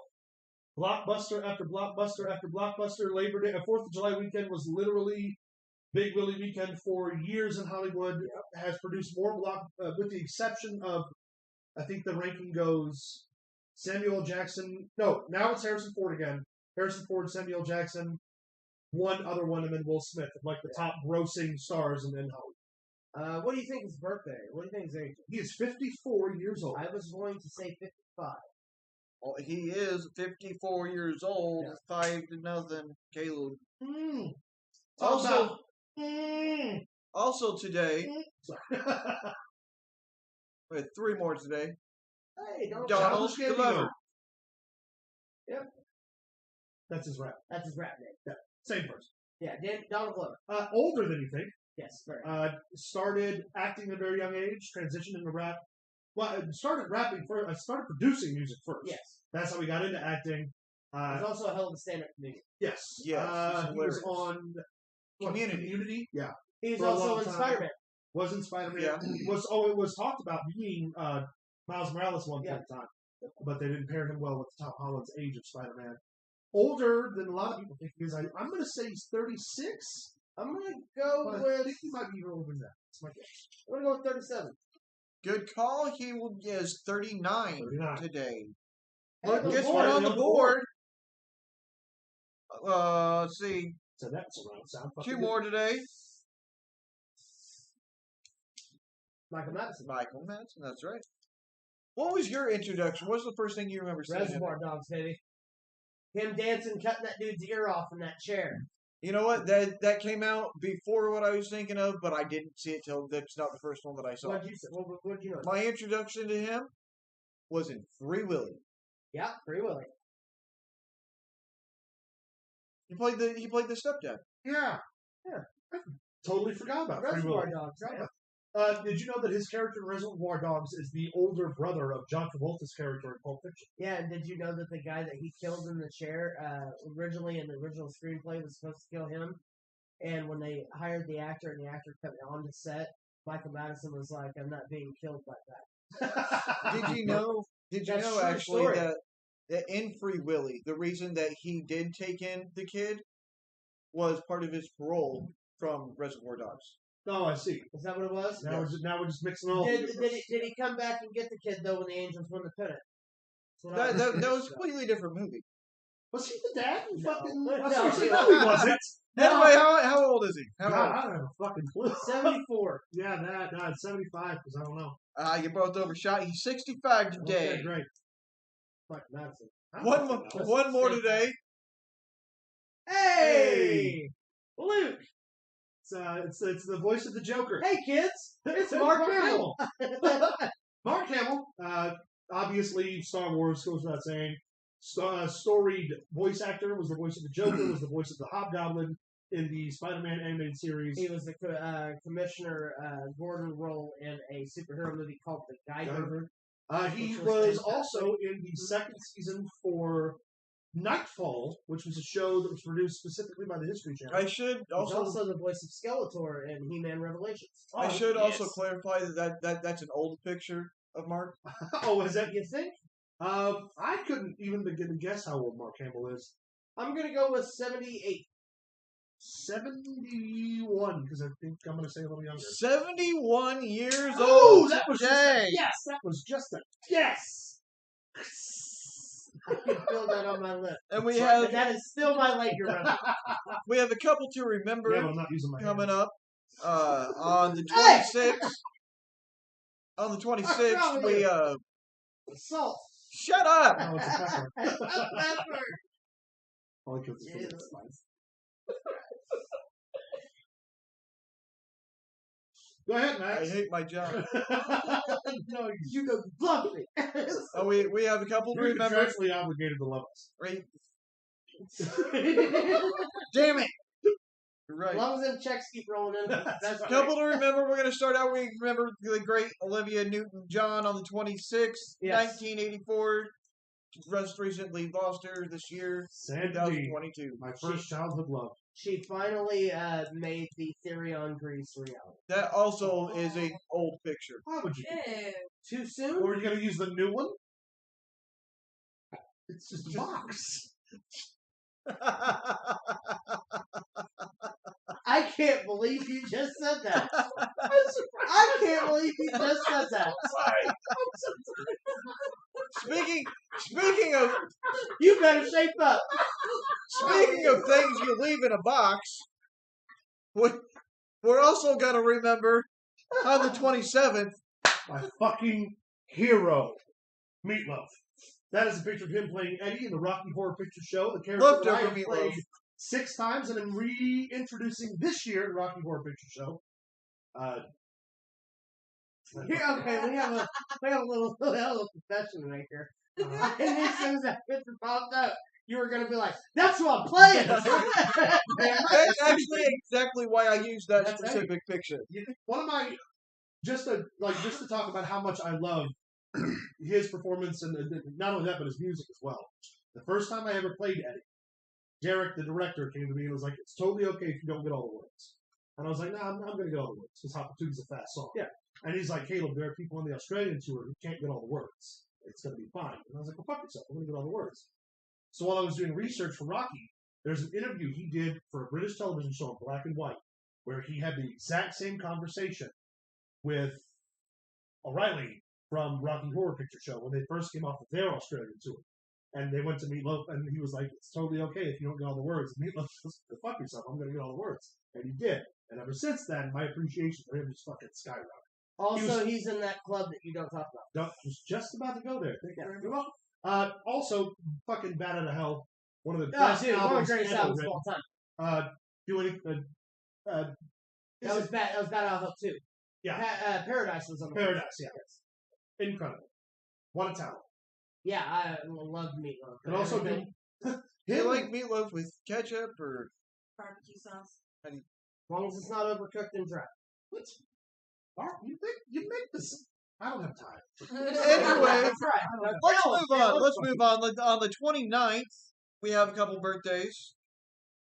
Starting with the great Is that Jerry Lee Lewis. Nice. Jerry Lee Lewis. Great balls of fire. The only person to outsell Elvis in 1955 and 1956. Joey Ryan based his whole life. He, that ain't shit. He's been divorced, I think, 7 times. He married his 14-year-old cousin. Yeah, he did. He had a bet. He was commiserating one time on set or behind the scenes with Johnny Cash and Elvis Presley about how Elvis and Johnny always got to have the most fun because he was stuck behind the piano. And Elvis and Johnny Cash, as a joke, started egging him on and was like, "You should just get up and like kick the stool out." Like they were literally just ribbing him. And then he did it, and that's the year that he sold the most albums because he did it at every live performance. And Johnny Cash did an interview about that one time and goes, "We never gave another fucking suggestion because the following year Elvis joked that he should set the piano on fire, and he did." And that was the whatever performance it was. It wasn't the Grand Ole Opry, but it was the music hall or something. It's iconic. But he wouldn't fucking. Anytime anybody could ever give him some bullshit suggestion, he would do it just deliberately to fuck with them, and then it would fucking get over. Sounding like a wrestler to me. Damn right. Yeah. God, he's still alive? He is. That was actually my first thought too. Wow. 82, I guess. 84. Good call. He will be 87. 87. Point Luke. It is Uh-huh. now 6-2 with 1, 2, 3, 4, like 4 or 5 more. Chance. Also, next up on the 29th. Thank you, Bethany. Ian McShane. Yes. One That man is great. He comes from the British School of Acting along with Charles Dance and Ian McKellen. They were actually classmates at I forget the name of the school they studied at. Him and Charles Dance were like best friends. Charles Dance was the one who got him the gig on Game of Thrones, and he only accepted it because he thought he'd get to work with him. And then they were in between filming his season when the main season was happening, and that was the season Charles Dance died on. So they never actually got to work together. He played Blackbeard, obviously, in Pirates of the Caribbean. He played Odin or Mr. Wednesday, Odin in American Gods on Starz just recently. He's done a couple of different movies. He's been in, I'm sorry, the one with Keanu Reeves. Oh, Mr. Wick. Yeah, John Wick. John Wick, that's right. Yeah, he's the hotel manager. Yeah. Yep. Man, he is, but I wonder if he's like deceptively, like he looks older than he might be, even though like he could be in his 60s and look in his 70s. I'm gonna say he's 74. I'm gonna say 64 because I think he's somewhere in his 60s. Ian McShane will be 80 years old. Holy shit! Wow. Point Luke. Still Yeah, doing what John do you Wick mean? movies. Yeah, he is. Actually, Yeah. he's gonna have his own show, the Continental TV show that's going to HBO Max, all about just the hotel. His 80 fucking his baby. Yeah. God, Lord. On the 30th, this one's for you, Caleb. Fran Drescher. I can hear her voice. You're damn right. You're Yeah. damn right. Haunting. Obviously, not what was a comedy actress in the late '80s who would do You could call it that, yeah. who would do bit part characters in shows like Maude and a few others where she had character pieces, and then got the Nanny, which skyrocketed her. Obviously, she was one of the #1 rated shows in the late '80s or '90s. Also, personally brokered the deal for the Russian rights to get sold, so she could make all of the money off of it. She is one of the executive producers. She was also in Beauty and the Beast. Beauty and the Beautician. Yeah, sorry, Beauty and the Beautician, and Beautician and the Beast. Beautician and the Beast. Yeah, sorry. Roger. You know what? I'm slightly ashamed of both of us, I Luke, thought it was for Ron Perlman. knowing that. No, it was fucking. Oh no, Ron Timothy Perlman. Dalton. Ron Perlman was the live Beauty and the Yeah, it was Beast. Timothy Dalton that played the Beautician. I don't think she's quite 70. Okay. Thinking she's mid-60s, 65. I'll go 66. She will be 65 years old. Nice. Ooh. With that, I believe Caleb has secured the win. But let's finish it out anyway. So there's 2 on October 1st. All right. All right. So spirit animal. That is Zach Gallo cannot miss. Yeah. Are you ready to let the dogs out? Who's ready to let the dogs out? You know, like the song says. We could be Who let the one dogs man out? Wolfpack. Who? Who's one man Who? Wolfpack? Best friends of anyone. 3 best friends that anyone could have. Made an entire career in the mid-2000s of being the most obnoxious friend you could possibly have. Yes. Also, his role in was it Dinner for Schmucks, where he plays like he's got Jedi mind trick. Over, Oh my God, it's so hilarious. With him and Steve Carell. Yes. Oh man, fuck. 53, maybe. 54. Damn, you're lucky today, Caleb. He will be 53 years old. He's got a rat in his pockets telling him all the fucking answers. I know this one. Last one. I didn't have to see it. Last one. Also kind of for you, Caleb. On October 1st. The Dame, Julie Andrews. She was Mary Poppins, obviously. Wait, was Julie Andrews Ben Knobs and Broomstick? No, that was Angela Lansbury. Julie Andrews, Sound of Music. That's not the one I'm thinking of. Chitty Chitty Bang Bang, was that also Julie Andrews? I don't think so. I know that it had the actor who played Mr. Banks. Yeah, it had. Either way, yeah. Pioneer for musical theater, pioneer for musical presentation in the United States. Her and Angela Lansbury are really good friends in person, which is fucking cool. She was also wrote Murder. She was also the queen in Princess Diaries. Okay, yeah. And can't sing anymore because they botched a vocal cord surgery in her late 50s that rendered her with the inability to sing anymore. She can still, however, say supercalifragilisticexpialidocious backwards, which I think is very impressive. Okay. And also, she would be.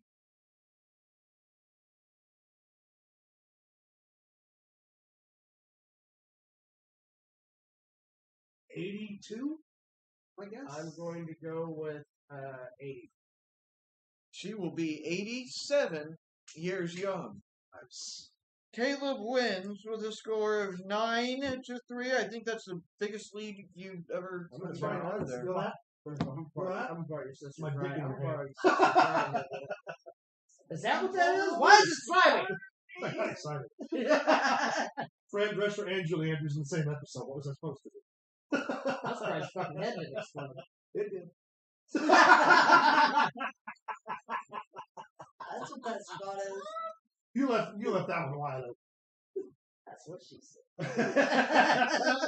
Yeah, I think you guys are ready for bullshit. Let's do it. Us? Never. Oh, good. More bullshit. Now, first off in our bullshit, Darth James Vader Earl standing Jones next to Darth Vader. has officially retired as Darth Vader and signed over the rights for the To voice, his voice everything. to Disney to be used in future projects and simulations as the voice of Darth Not quite bullshit, but I thought it was relevant. Vader. No, that's really cool. We had a giant dog once. No, He but wasn't the original selection to do that part. The original voice, the guy who In the suit. played Darth Vader thought he was going to be the voice. Mm-hmm. And then James Earl Jones came along and said, "Not today, Satan." Said, heard how I talk? It You- was you either hear this- me or Morgan Freeman. hear You this- had your choice. You hear this It's, velvety smoothness coming out my mouth right now? It's the end of an era. It is. It is. And truly. like I said, that's not bullshit.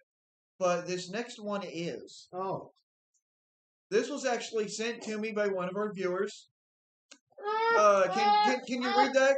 Can you read Yeah, that? let's read that aloud, Caleb. Can you read that, Caleb? Go ahead. Go ahead, Caleb. Go ahead and read out loud. Says Jesus, I thrust in you. Now, can you see the license plate? Jesus is Lord. Jay's Lord. Oh no. Jizz Lord. That is fantastic. It's the greatest one yet. It's the greatest one yet. And we didn't want to go night after American Male in a cow outfit. That's the best one right there. Jizz Lord. Hashtag Jizz Lord. Somebody hashtag it, please. So then I started looking around on. We On can license- reach past this like you didn't just know that up in the middle of a bomb. Should we give Caleb a shot minute to recover? Oh man! Wow, we off to a start today. That's insane.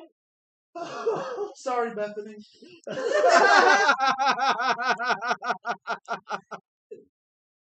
That brings Well. only meaning to the word Jesus. Caleb, your response. Sometimes you gotta try it. So I say. That's just wrong, Bethany says. Go with God. All right. He did. Obviously.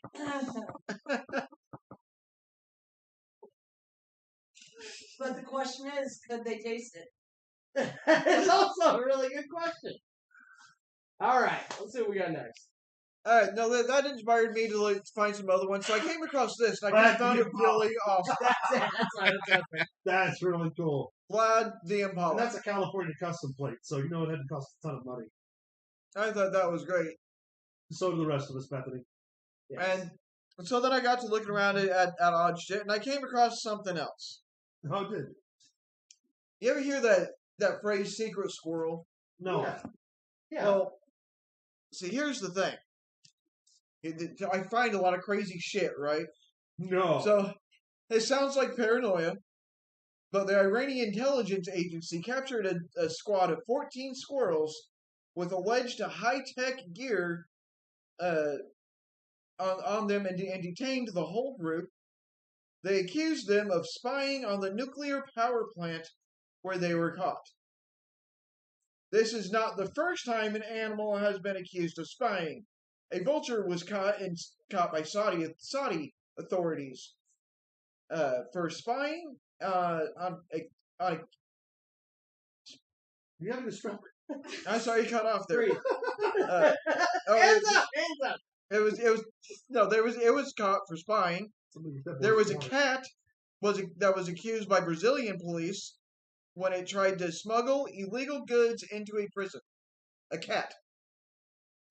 That's normally how most smuggling in prison is done, is with a cat. Sometimes. Well, you can call it that. Oh, Well, you ever get kids? every picture there is nuts.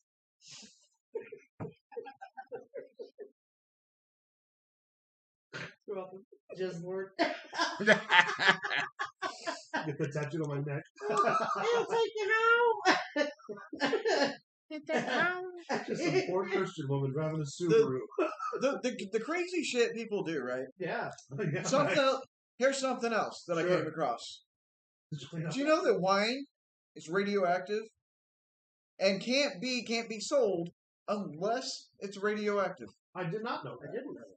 There Explain is. yourself. There's a whole article there, but it's like really tiny. I'm not going to read it all right now. But it inspired me to Okay, if that's the case, why aren't I the fucking Incredible Hulk? you know I wonder that is yeah. Hey, Caitlin, welcome back. Hope you're loving Ren Fair. No, I see with the radioactive wine. I'm You broke the assuming first that the law of flat Ren Fair. earthers. Don't talk about Ren Fair. Yeah. I'm assuming that flat earthers drink a lot of wine because they got to be radioactive to come up with this next one. I mean, I drink a lot. Oh, wait a minute. Oh, no. This is... That's All right, right. hold on. Don't, Hold on. Trigger warning for anyone Don't watching at home. This fucking- is a trigger warning. don't you fucking Read it. Why don't you read it? Flat Earthers claim Australia doesn't exist, and people who live there are actors paid by NASA.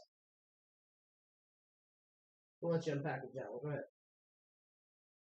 Now, hang on. Before you explode, hang on.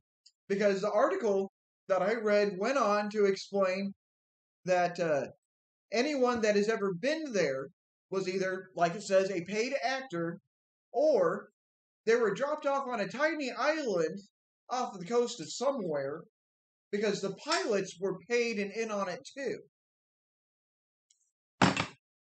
Is that why they talk funny? Is that how that works? Is that why they sound weird? They're just a generalized thing. Go ahead, kid. I know you want to talk about this. Earth is round. They don't think so. Look, No, it's not there. It doesn't exist. We have pictures. They're Video photoshops. The doctor. The Earth just being a great big ball. Rocks. That's all fake. Like is what is in your head if you are a fucking flat earther. You're a bad person. Your parents are ashamed. And I hope that you get the help you need.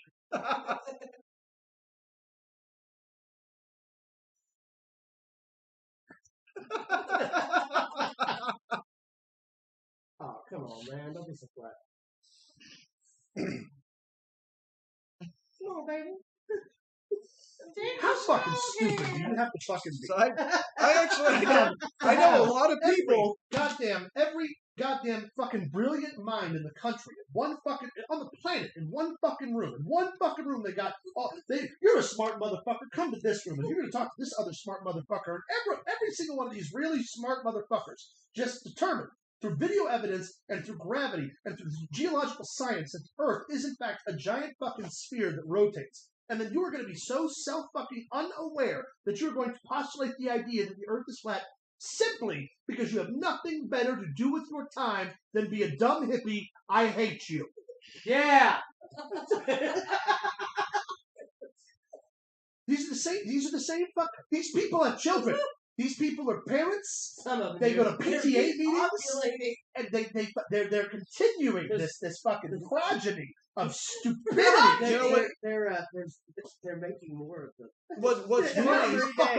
What's funny is I actually know a whole lot of people who are apparently paid actors and have no idea they are. Also, I can be paid. just through that alone, you're insulting the good name of Steve Irwin in my house. And how dare you? That man's a fucking hero. Yeah, see that? You pieces of shit. You know what? I hope you get distanced. All of that was actually filmed. I don't care much about you. All of that was actually just filmed in the deserts of Arizona. Max? Every bit of it. Max? All those people that live in the so-called bush area, they're all paid Stop actors me, too. Steve. Max, I'm a kid. Just kidding. Fucking flat earth. Crocodile Dundee, that was a sham. That's messed up. I don't want to talk. Lightning No, you're Jack. right. I can't even accept that one. What I about love the roos, Crocodile dog? Dundee. What about the kangaroos? You're going to sit here and tell me kangaroos aren't? Go fuck yourselves. No, they're real. They just don't exist in They're Australia. giant kickboxing rabbits. They're cool as fuck. Go fuck yourselves. Did you know What? if you were ever attacked by a kangaroo, all you have to do is kind of they can't jump backwards. That's legit fact. Did not know. If you're ever Okay. stared down with a kangaroo and it's going to attack you, get behind it and not jump backwards. Yeah, but they're That's quick, so fact. good luck staying behind it. I've seen Caleb be quick behind many other things. And I don't know. I saw that kangaroo on Looney Tunes did some crazy shit. That's true. I'm pretty sure he hit backwards. Or maybe he just spin real fast or whopping you with his tail. So it doesn't. So wait a minute. It doesn't exist. It does exist. The kangaroo? Is it like the Men in Black? Or the figment of your imagination? Is this one of them Nelson Mandela effects? Are we talking about the kangaroo or Australia? Twilight Zone. The Twilight Zone. All right. Australia was a prison colony surrounded by the Queen. Eventually dropped off fucking insolents that were in direct opposition of the royal family that established their own government. In the late 1800s, started the trade commerce that established themselves as a country. They're also one of the most intelligent, cleanest, and best productive countries in the fucking world. You assholes. Hey, Caleb, What? let me ask you a question, though. How do you know all of that? Because I'm a smart fucking guy. No, because you read it somewhere, right? Because you read it somewhere? Answer the question, because you read it somewhere? Yes. In a book? Yes. Written by someone? Yes. That was paid to write that book. On a completely unrelated note, services will be held next Wednesday at 4 o'clock. I'm busy that day. Flat Earthers fucking Twitter.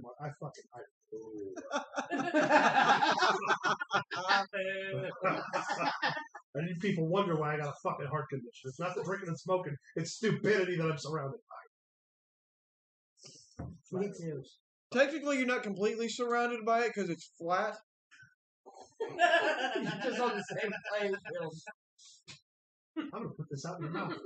I'm going to open your mouth, stick it in there until your mouth is closed so I can hear the tongue sizzle. And then I'm going to ask you whether or not the cigarette is flat. Well, it depends on how you put it in the mouth. All right, you've had enough fun. Go to your next thing before I actually have an aneurysm. This one better not piss me off. That's all I got. I'm ending it right there with that one.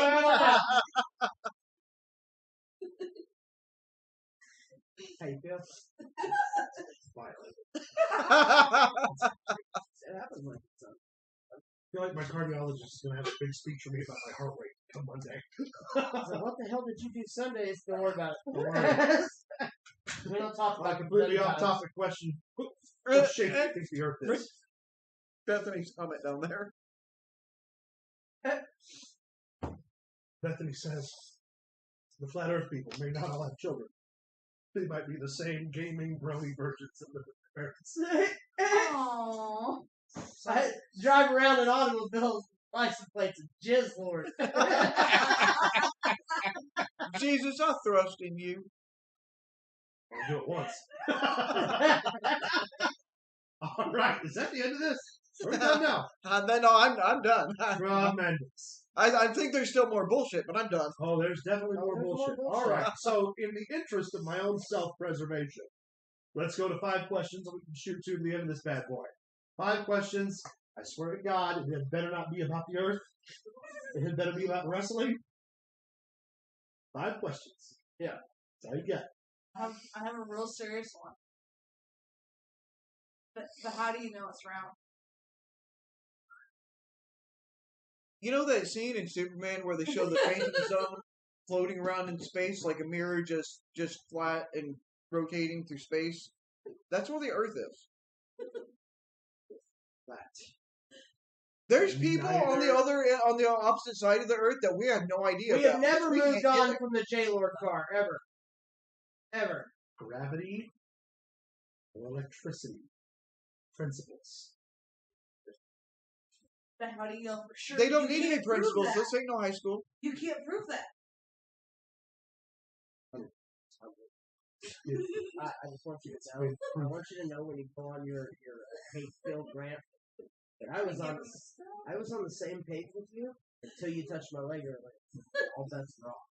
It was your fault. Give me 5 questions right now. One of you out there, please, for God's sake. I'm actually losing it. Oh, come on, man. It was lost a long time ago. Are you fucking kidding me? How can you fucking be a grown adult human being and have survived the wild that is the planet and you still believe the Earth is flat? You're a bad person. You got here out of subterfuge, luck, and degenerative breeding that protected you from the fucking elements. Yeah. We got here. They survived because they stayed towards just- the center so just- they can't fall Just off put the them edge. all. Just put them all on an island. Australia. Yeah. And But then is build it flat? 30-foot wall around the island. Fill it with water. That'd That'd be kind of cool. Yeah. You know what the principle of a bowl is? It ain't fucking flat. Because if it were, it'd be a plate. But the Earth's crust is made of plates. This is it. This is a big one. I'm coming. Oh, no.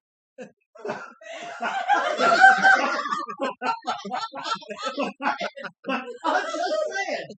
I think this is entire episode was print here, pissing me off. You know what's really messed up? What? We're gonna lose all of our fan base in the flat Earth community. Oh no! What a no. shame! No, please don't go. Don't go. Please. At least show you how you get back home. Do you think With their your favorite flat song? wheels. Do you The think wheels Flat flat. Earther's favorite song is "Living on the Edge" by Aerosmith? The Humpty Dumpty once. If somebody doesn't ask a wrestling-related question and stop enjoying the mirth that is my attitude at the moment, I'm going to lose my shit. Ask question. Somebody, for God's sake, ask it. Well, AJ Styles is a Flat Earther. No, you know what he is? He's a non-committal flat Earth because he doesn't actually. He says himself he doesn't believe the Earth is flat. He just says that there are things that flat Earthers say that he can kind of agree with, That doesn't which make is him a still Flat Earther. stupid. Because in no way, in any part of that conversation, is any scientific evidence presented. Why are we talking? This is a wrestling show.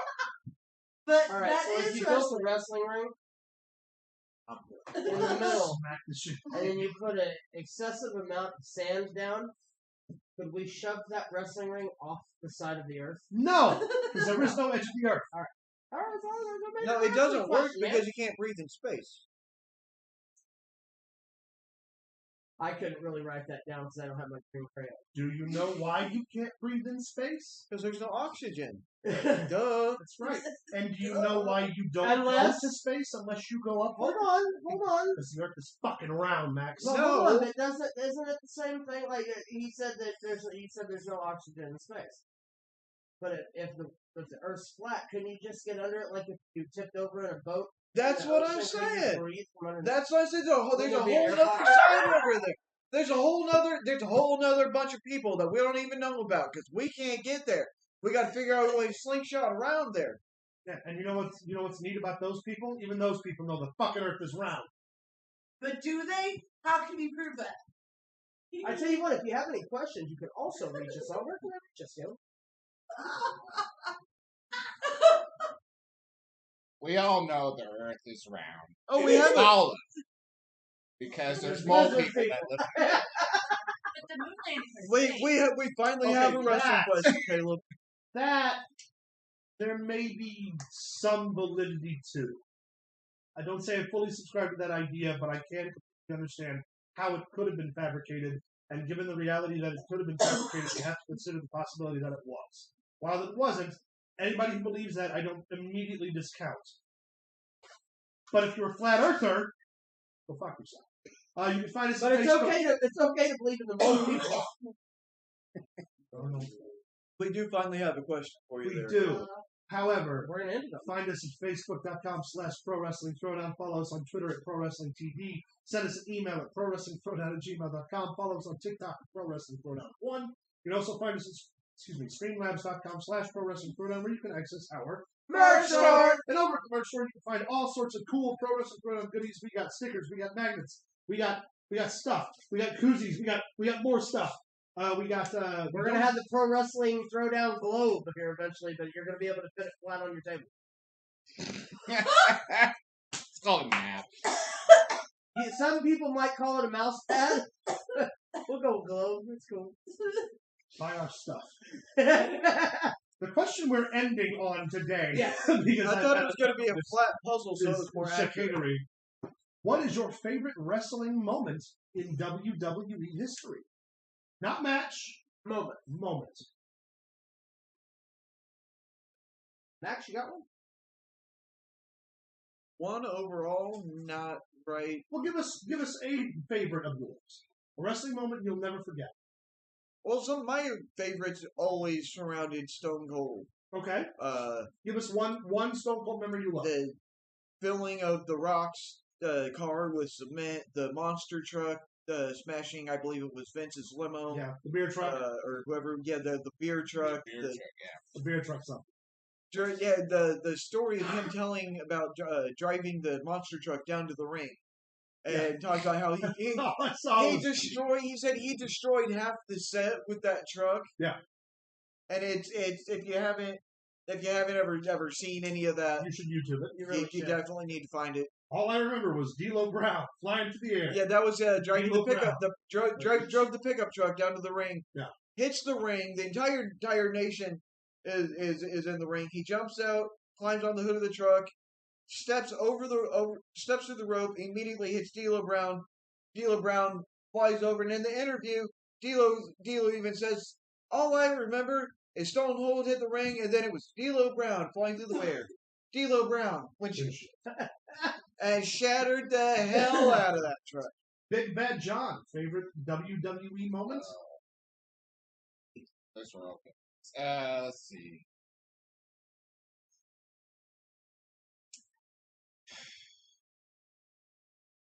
Took the beer truck. That's one of my That's The beer truck, that is a good one. That's going to go down. Left out the smashing of the DX Express, Austin deconstruction, Yeah. an inspiration of mine.